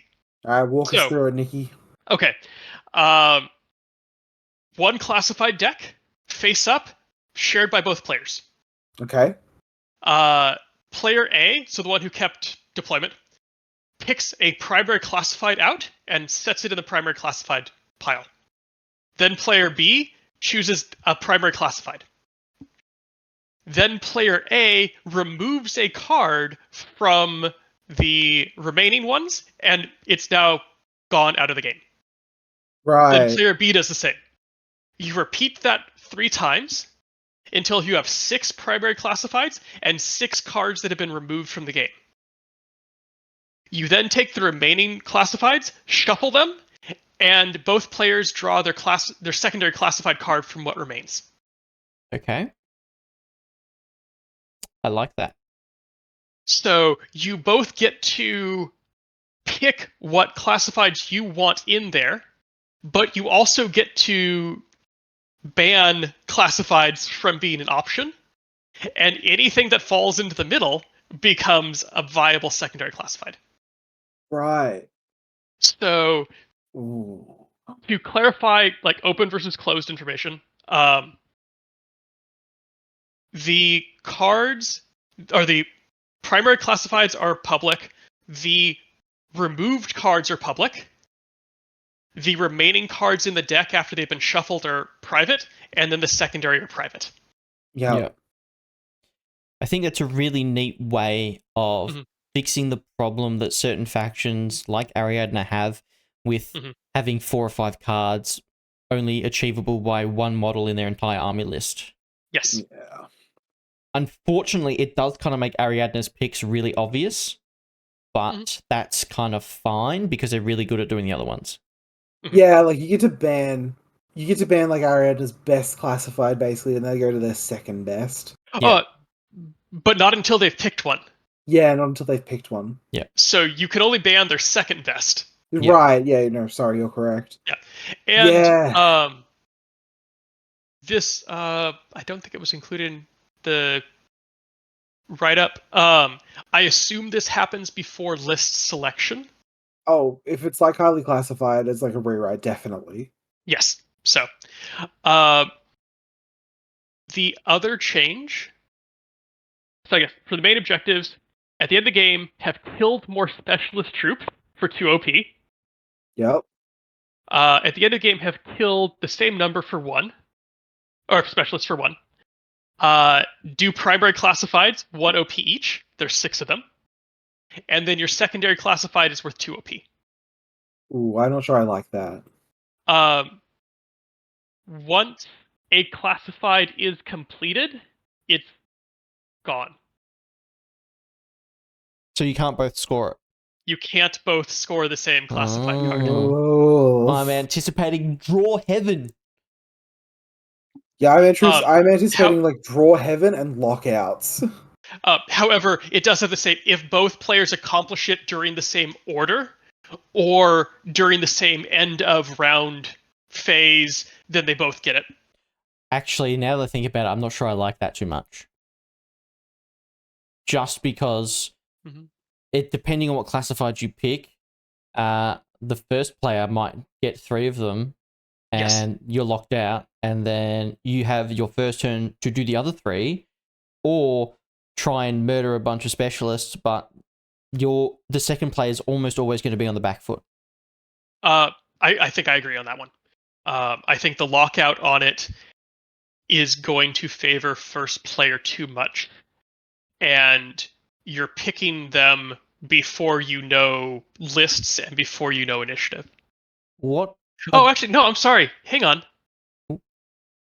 No, because it's the player who kept deployment who chooses the first classified. So it's after initiative roll. It's after initiative roll. Which means it's after army list. Yeah. Oh, that's rough. That's really rough. Yeah. I really go on. I really like the selection of classifieds. And I think the timing on it could be reordered. Like, do them before list selection, and you just roll off to see who picks first. Yeah. With I think just a basic high-low. And I think I agree on the lockout.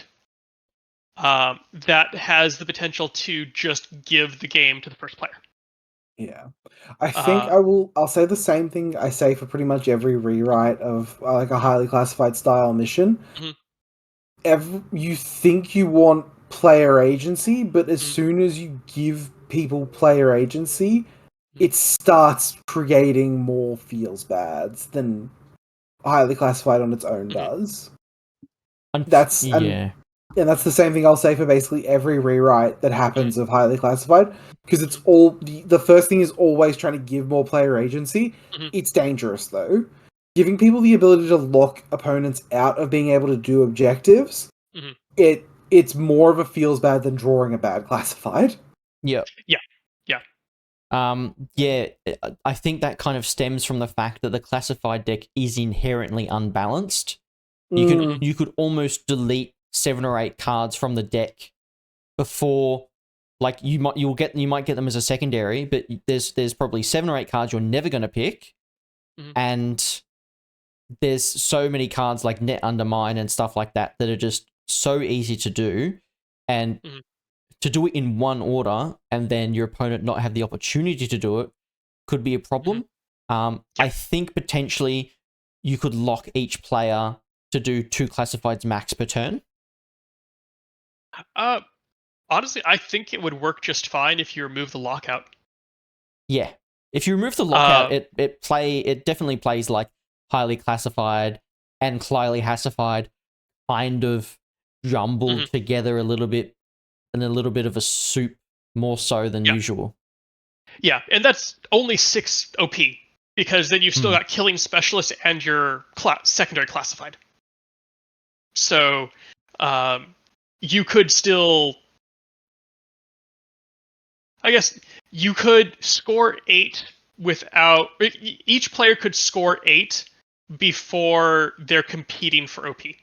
Yes. And that might be a little bit much. And you might be pulling 9/9 draws. Yeah. Maybe change the scoring.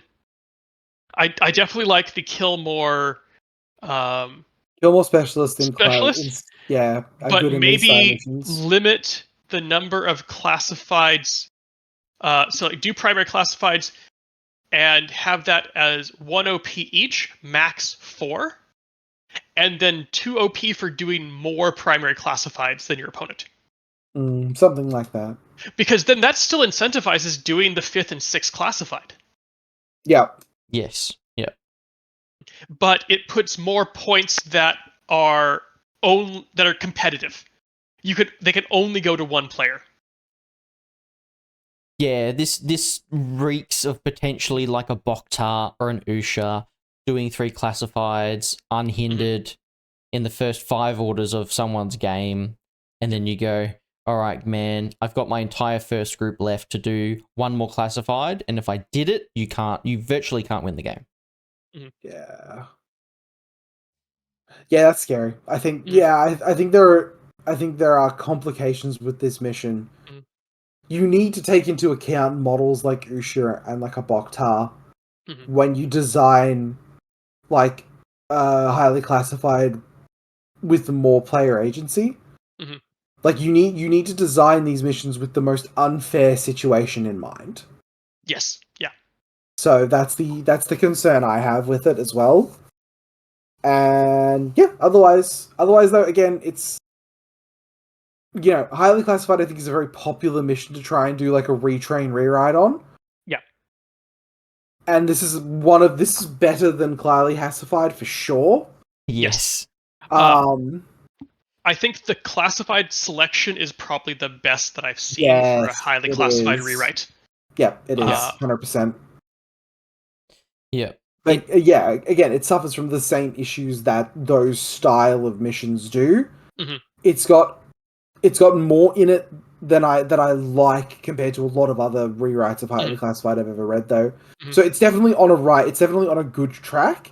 Yes. And I think with some iterative playtesting, you can iron out a lot of the kinks, and it will just be the best version of the highly classified retrain, basically. Yeah, I think it has that potential. 100%, for sure. The inherent weakness of the highly classified missions is the classified deck, in my opinion. Yep. Yes. Definitely. Yep. So you're already kind of trying to build a mountain with a molehill. Yeah. And again, fair. Yeah, and again, don't. How do I put this? Yeah, when you do rewrites of highly classified, the first thing you should reach for isn't giving choices over the classifieds. Is what I'll always say when someone wants to do a rewrite of this style of the highly classified mission archetype. Is you definitely don't want the first thing you change to be give someone the ability to pick classifieds. Yeah, I think you want to keep the randomness aspect that is the point of the classified deck, but normalize it in terms of range like bounds, so it's not like countermeasures where player 1 draws 3 amazing cards in their round and gets 3, and then player 2 draws like rescue and HVT assassinate. And you're like, oh my god, I just lost this game because I drew 3 classifieds that take 10 orders each.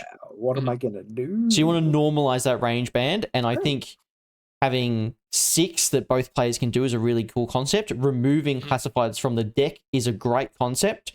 Maybe not picking the cards each, because then I feel like you are going to see 6 of very similar classifieds. Like 4 of them are going to be guaranteed, a hacker one, a board observer one, that kind of thing. Honestly, like if I was to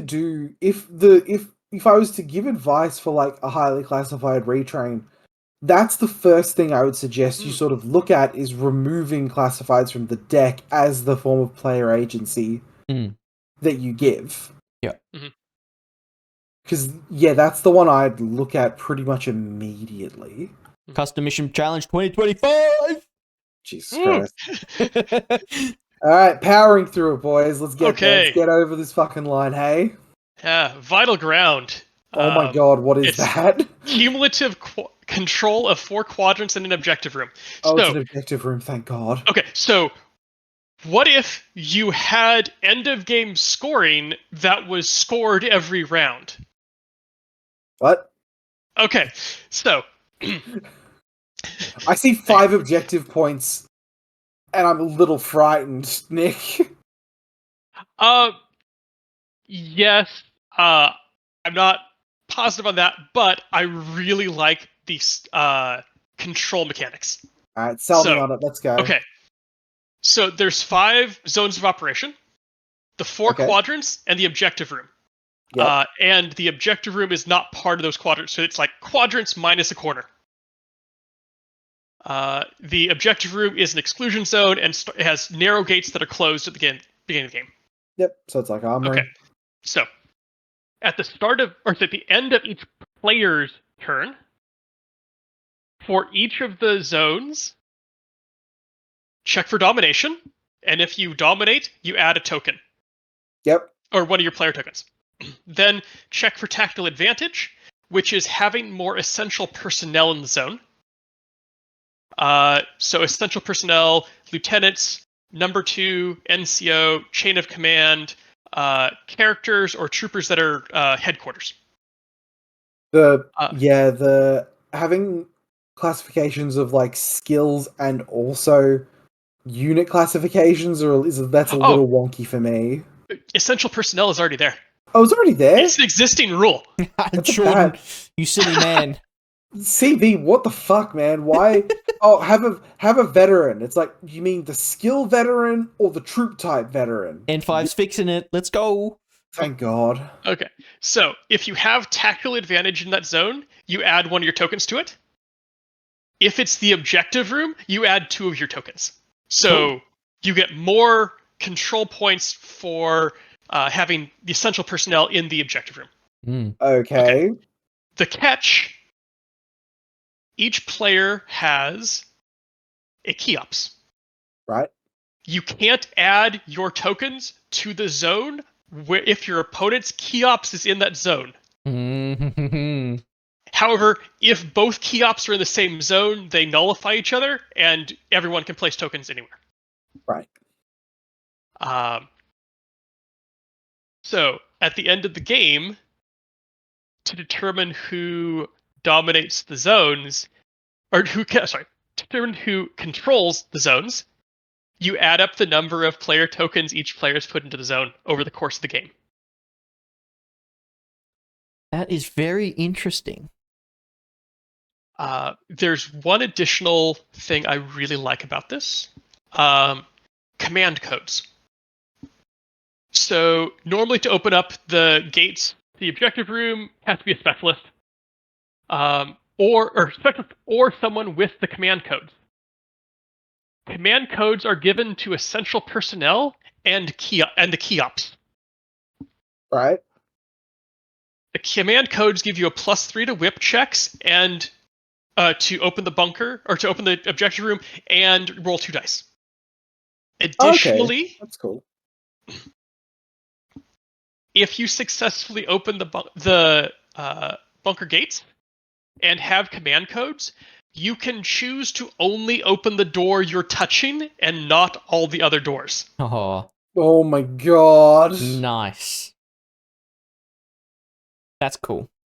Yeah. So I like the command codes for that little bit of extra, like if you put the right model up there, then you have more options. I don't know if I like putting the tokens in the end of every player turn, but I think it's the right move in the end. I would need to play it a few times to see. It does give a slight advantage to first player, but the only exclusion zone is in the objective room, so it's very possible to have some forward deployer infiltrate up there to have a few points in your quadrants that will likely score you them, even if you're going second. I think so. I think there's I'm not sure if this will work in Infinity. In 40k, what they do is so first player wouldn't be allowed to put down tokens in the very last turn of the game, and second player wouldn't be allowed to put down tokens in the very first turn of the game. So out of 6, first player couldn't put down tokens in number 6, and player 2 couldn't put down tokens in number 1, which makes sense because player 2 hasn't activated any models, so they haven't affected the game state to be able to put tokens down. And first player has finished their game. They can't really move their models effectively in the very last turn of the game, so they have, they've put their tokens down. That might seem complicated for Infinity, but it means that every player gets the same amount of effective token placement activations. It's a deceptively complicated mission. Yes. Well, there's more bookkeeping, but I think it's once you play it once, I think the bookkeeping will go much quicker. This would be like the worst headfuck of a mission to put as round 5 in an event. Yeah, never. Oh no, this would have to be like a round 1 or 2 mission because people aren't going to have the mental capacity to do it. This is supply raid, where it's like it's round 1 or it's not in a mission pack. Yeah, okay. So scoring I on love this, supply raid. No, I agree with you. I do agree with you. So scoring on this, at the end of the game, control more zones for 5 OP.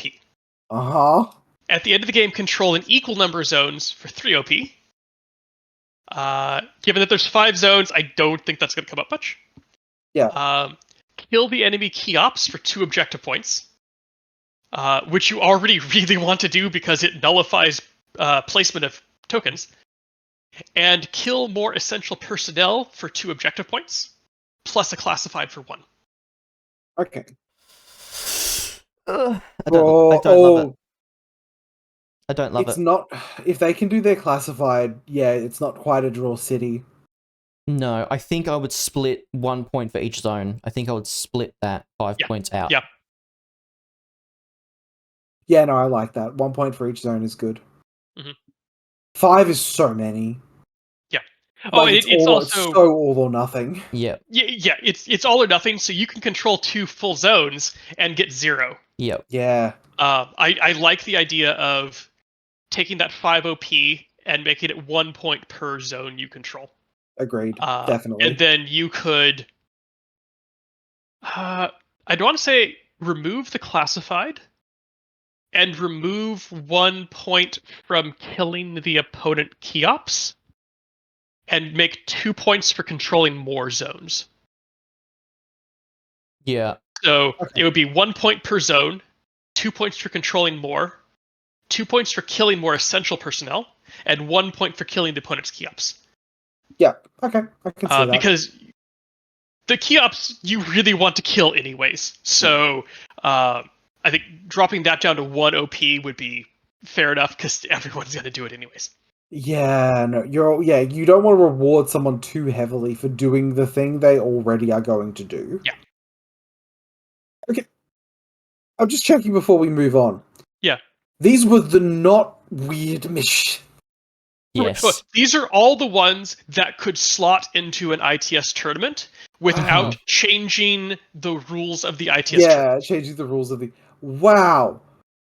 So it's ITS style. Oh, before... I've seen one of the weird ones and it's out there. Before we get to those, wow, fucking listeners, you guys have outdone yourselves. These are awesome missions. Who wrote this mission, by the way, Jordan? This mission was written by... It's, Richard, I think. Give me a second. I'm scrolling through the thing. By Richard Rushforth, who I believe also wrote the previous mission as well. Hold on. Tactical Maneuvers was also written by Richard. This is an excellent mission, in my opinion. Being able to revolutionize on the idea of an armory and the basic quadrant control style of mission in a way that, again, makes you think outside the box, puts emphasis on a key ops that isn't just kill stuff or he gets decharges or something like that. Sorry, go ahead. Finish your thing, Tristan. Sorry. I lost my train. I lost my train. Go on, Jordan. Go. I'm so sorry. No, you're all good. Just thumbs up, Richard. Yeah, thumbs up. What I was going to say was, it reminds me of what I really liked about last launch, in that it's a armory mission that isn't centralized around the armory. Yes. Yeah. Yep. That, in my opinion, is the way you make armory missions as good as they can be, because armory on its own is a mission that forces you to sort of skew a list in such a weird way to accomplish the goals it wants you to accomplish, that decentralizing the mission from the armory while the armory is still an important part of the mission is a fucking achievement. So, Richard, fucking props to you, man. You have submitted 2 fucking interesting banging missions for this custom mission challenge. Yes. Alright, let's do the weird shit. Fucking hell. So, the Oh my other god, style missions. What is this? Okay. This is amazing. I am a Counter-Strike fan, and this is amazing. Okay. Oh my, it's just CSGO. It is this is anti-terror exercises. This is Counter-Strike with Spec Ops. So, you level up instead of getting it's money. basically, it's God. rewritten most of the rules because it's using Spec Ops. Mm-hmm. So I almost just have to walk through. Oh. So one mission of anti-terror exercises is a series of 4 3-round games. How big are the armies? It's played on a 24x32 table, 48-point 0-SWIC army lists, with unlimited Spec Ops models. Spec Ops gain XP, and you can spend it between each of the games. Oh my god, and there's deploying and defusing bombs. Oh my So, you end up that one side is the terrorist team, one side is the security team. You roll for initiative. Whoever wins gets a pick, but they're not allowed to pick the same side more than twice in a row. Yeah. The terrorists try to plant the bomb. The security team tries to defuse it.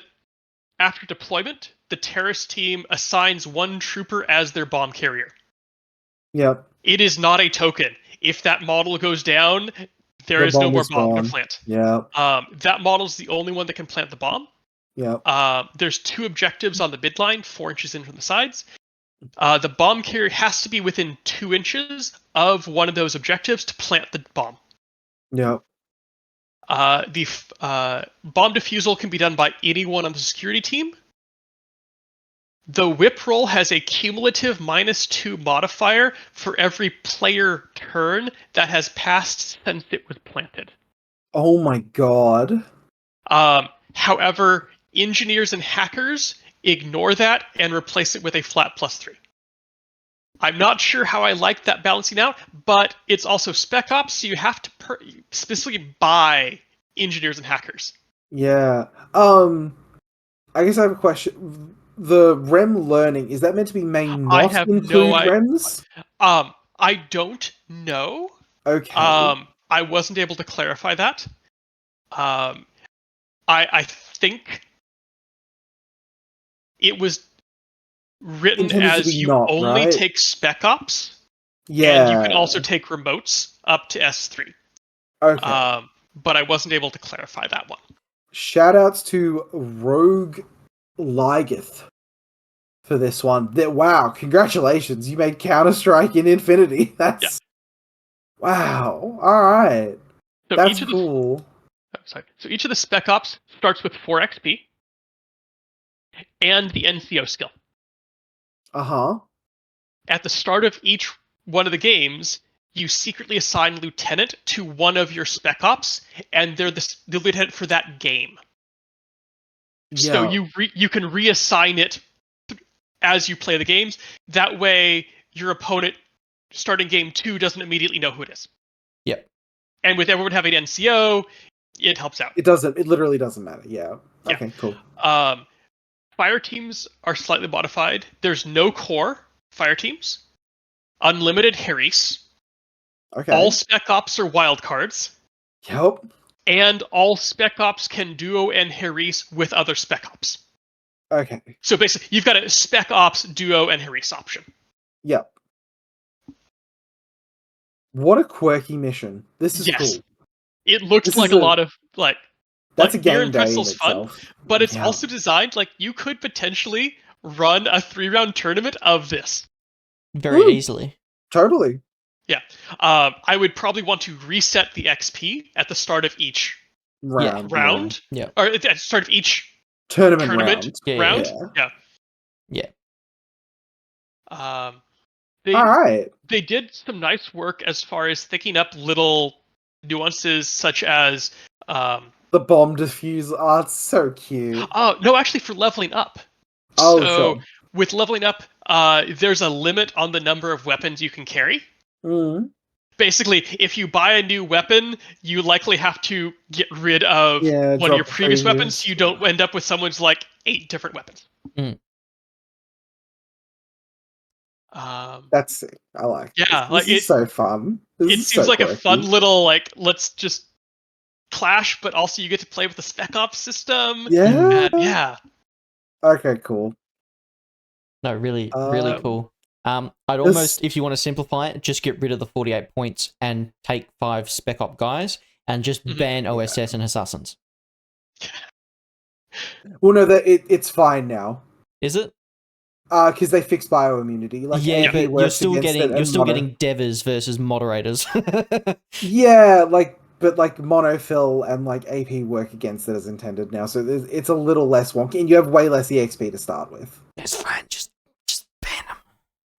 Or yeah, what? Anyway. Oh, yeah. Yeah, cool.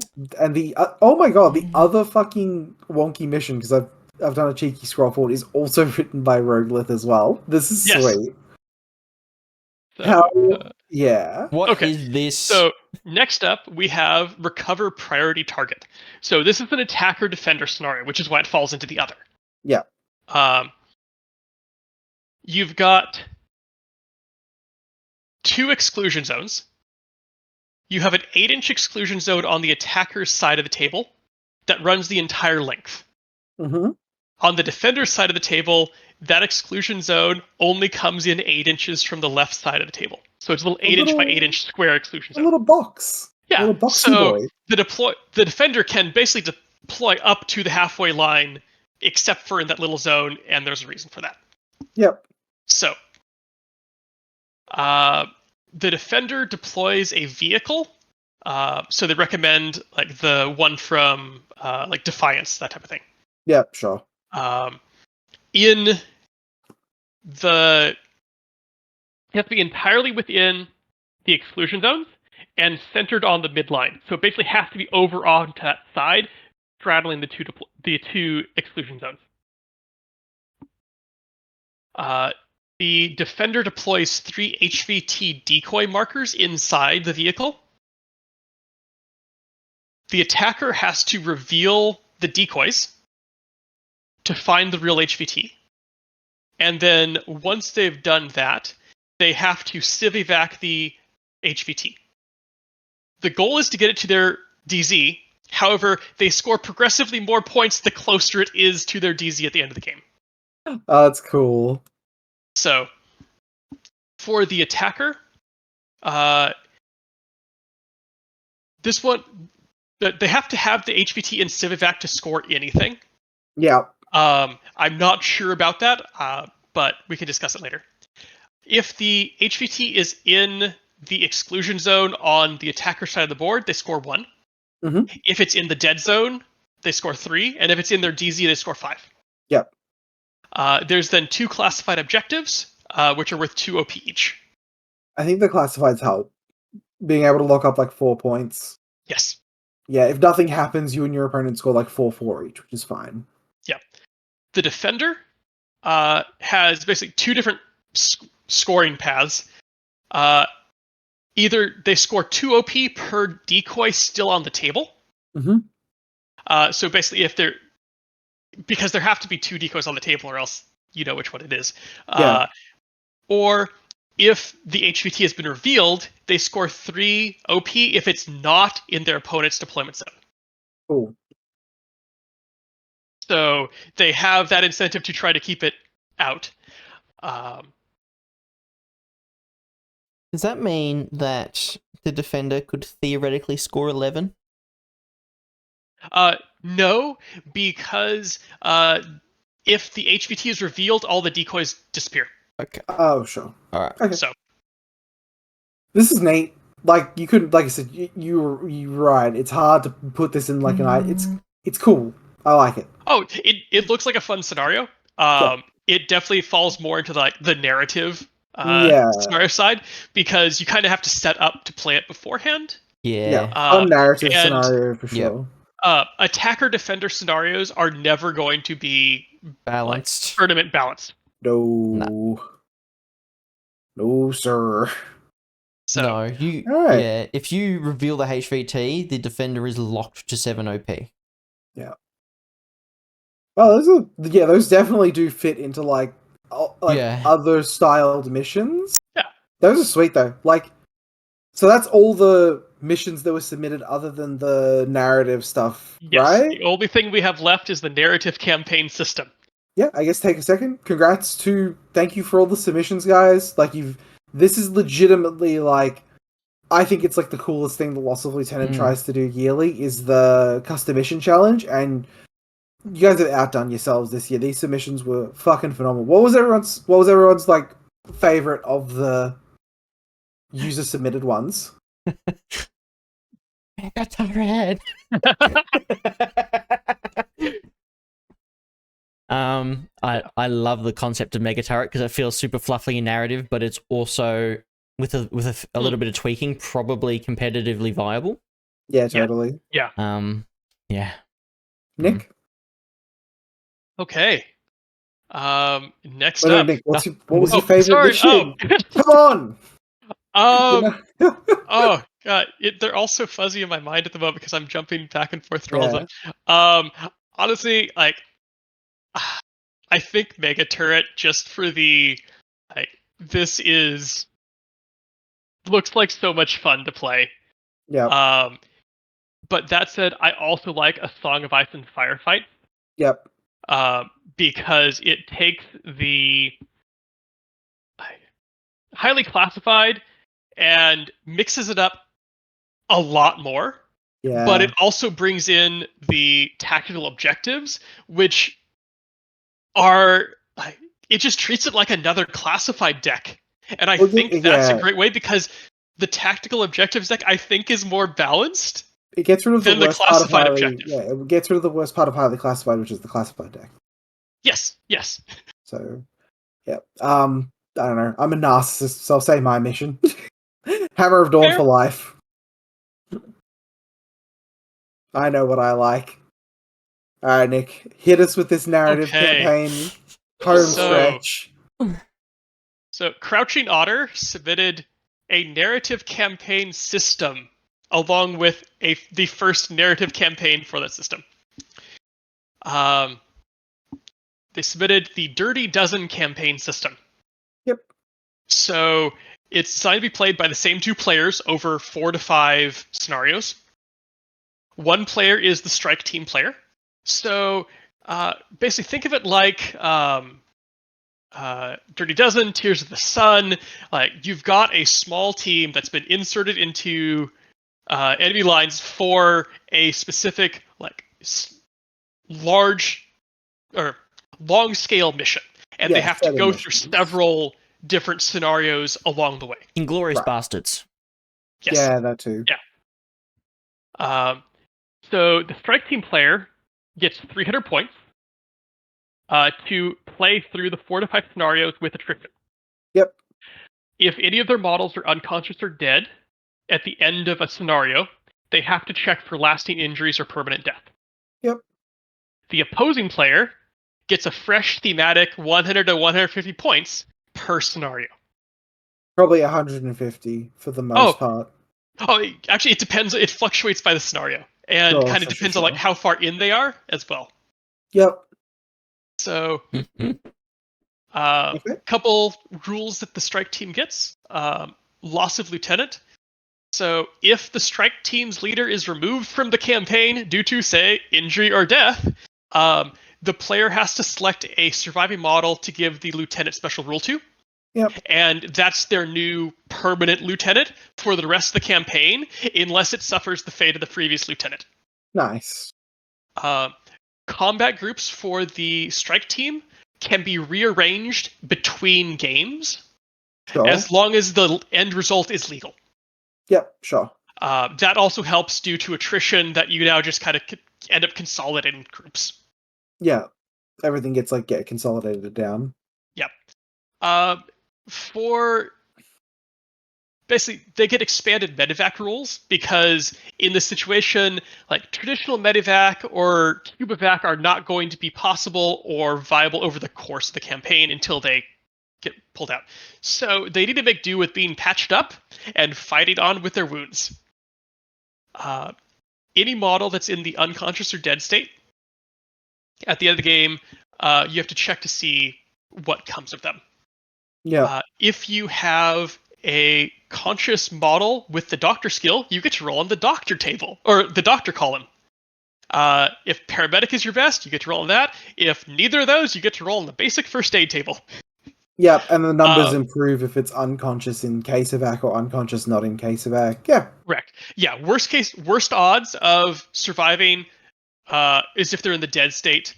The odds go up if they're in the unconscious state, and they go up even more if they're in the unconscious state and in Civivac when the game ends. Totally. Yeah. That's cool. Yeah. So if what they, are the... Sorry, if go they ahead. if they fail that roll, they're out of the game. Yep. For the rest. And if they succeed, next slide, they get to go roll on the lingering effects table. Oh god. Oh no. So again, the rolls are better if you have a doctor than if you have a paramedic than if you are just putting a band-aid on it. And you can get to ignore some of them as well. Yeah. So these are all permanent for the rest of the campaign unless they say otherwise. Yeah. So we've got serious head wound for -1 ballistic skill, broken leg for -1 movement, concussion for -1 whip, broken arm for -1 close combat, broken ribs for -1 pH. When you get up to the area that only the paramedic and doctor can do, you get shell shocked for -1 whip, but only for the next game. Mm-hmm. And if you've got a doctor and you roll high enough, you can get no lingering effect. Okay, cool. I like the way that progresses. That's cool. Guys, Musashi with 2 broken arms is CC23. Yes. Oh yeah, because he's doing the fucking Zorro from One Piece. He's holding one in his mouth. Yeah, he's doing cartwheels. He's holding the sword in his mouth. Thematically, it's very funny. So, if the model has structure, there are equivalent tables that rely on you having an engineer instead. And the table has similar effects. Yeah. So no need to really touch on that. So that's the basics of how the campaign system works. Yep. The Crouching Otter has provided us with the Dirty Dozen campaign #1, which is Lost Future, a Shazvasti incursion on Dawn. Yep. So in this, basically, there's a Shazvasti strike force that has been inserted onto Dawn to poison the water supply with a sterilizing virus. Cool. Mass Effect. Well, the fluff blurb they've written up notes that the humans destroyed one of the embryo incubation nodes on Paradiso, so the Shazvasti are like, yeah, we'll take that and try to return the favor. Yeah, we'll tit for tat. Yeah. So it sets out the missions. That's cool. First mission is called First Contact, and it involves a 300-point Shazvasti expeditionary force landing on Dawn and trying to evade the patrols. Yeah. The opposing force is 100 points of Ariadna.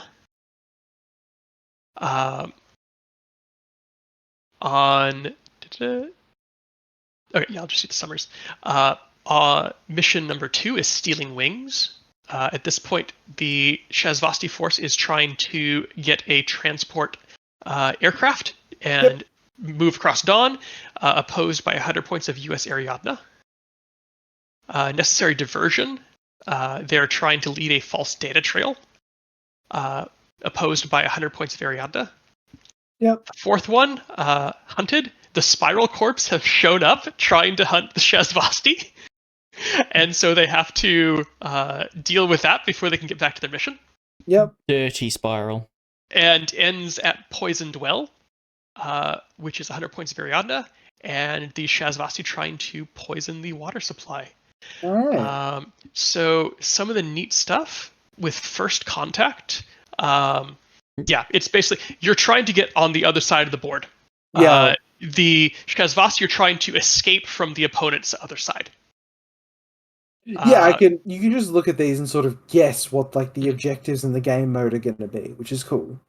So stealing wings, there's a escape craft in the middle of the board. So think the like a dropship type of, or dropship, airplane, whatever, helicopter.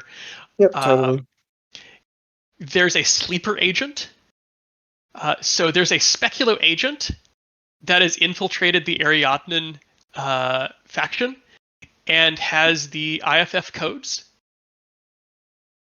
During the Shazvasti player's second turn, they replace one of the US Ariadnan models with the speculo agent.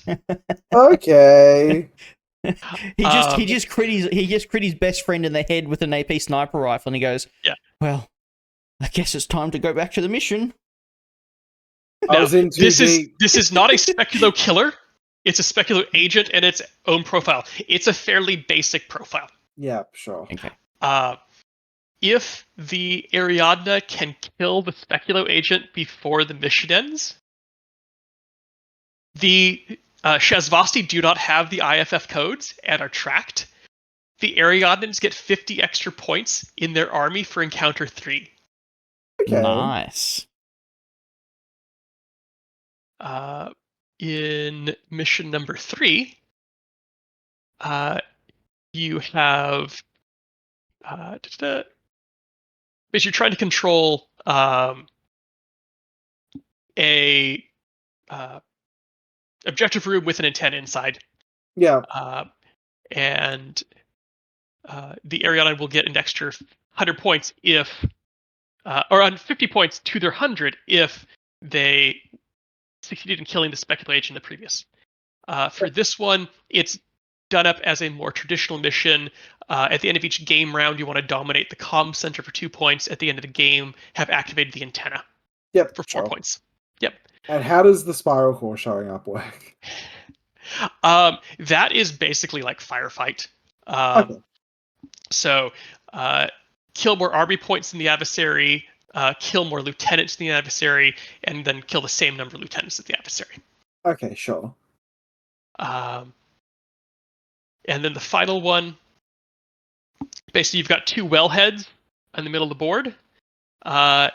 The Ariadna player will get an extra 50 points to their army list if they won scenario 3. Yep. So if the diversionary trail was not laid, they get an extra 50 points. Yep. And at this point, you've got 2 wellheads in the middle of the table, and basically the game ends if the Shazvasti player controls both wells at the end of any game round, or if turn 3 ends and they haven't done that, then the opposing force wins. Interesting. Yeah. I see potential. That's a really unique system. Yeah, it's a really nice system. Plus, by providing a full narrative campaign to go with it, you could really see how it can flow through. Yeah, like you've got everything that tells you how it works, and you've even got a groundwork to do it yourself or just follow the written one. Yes.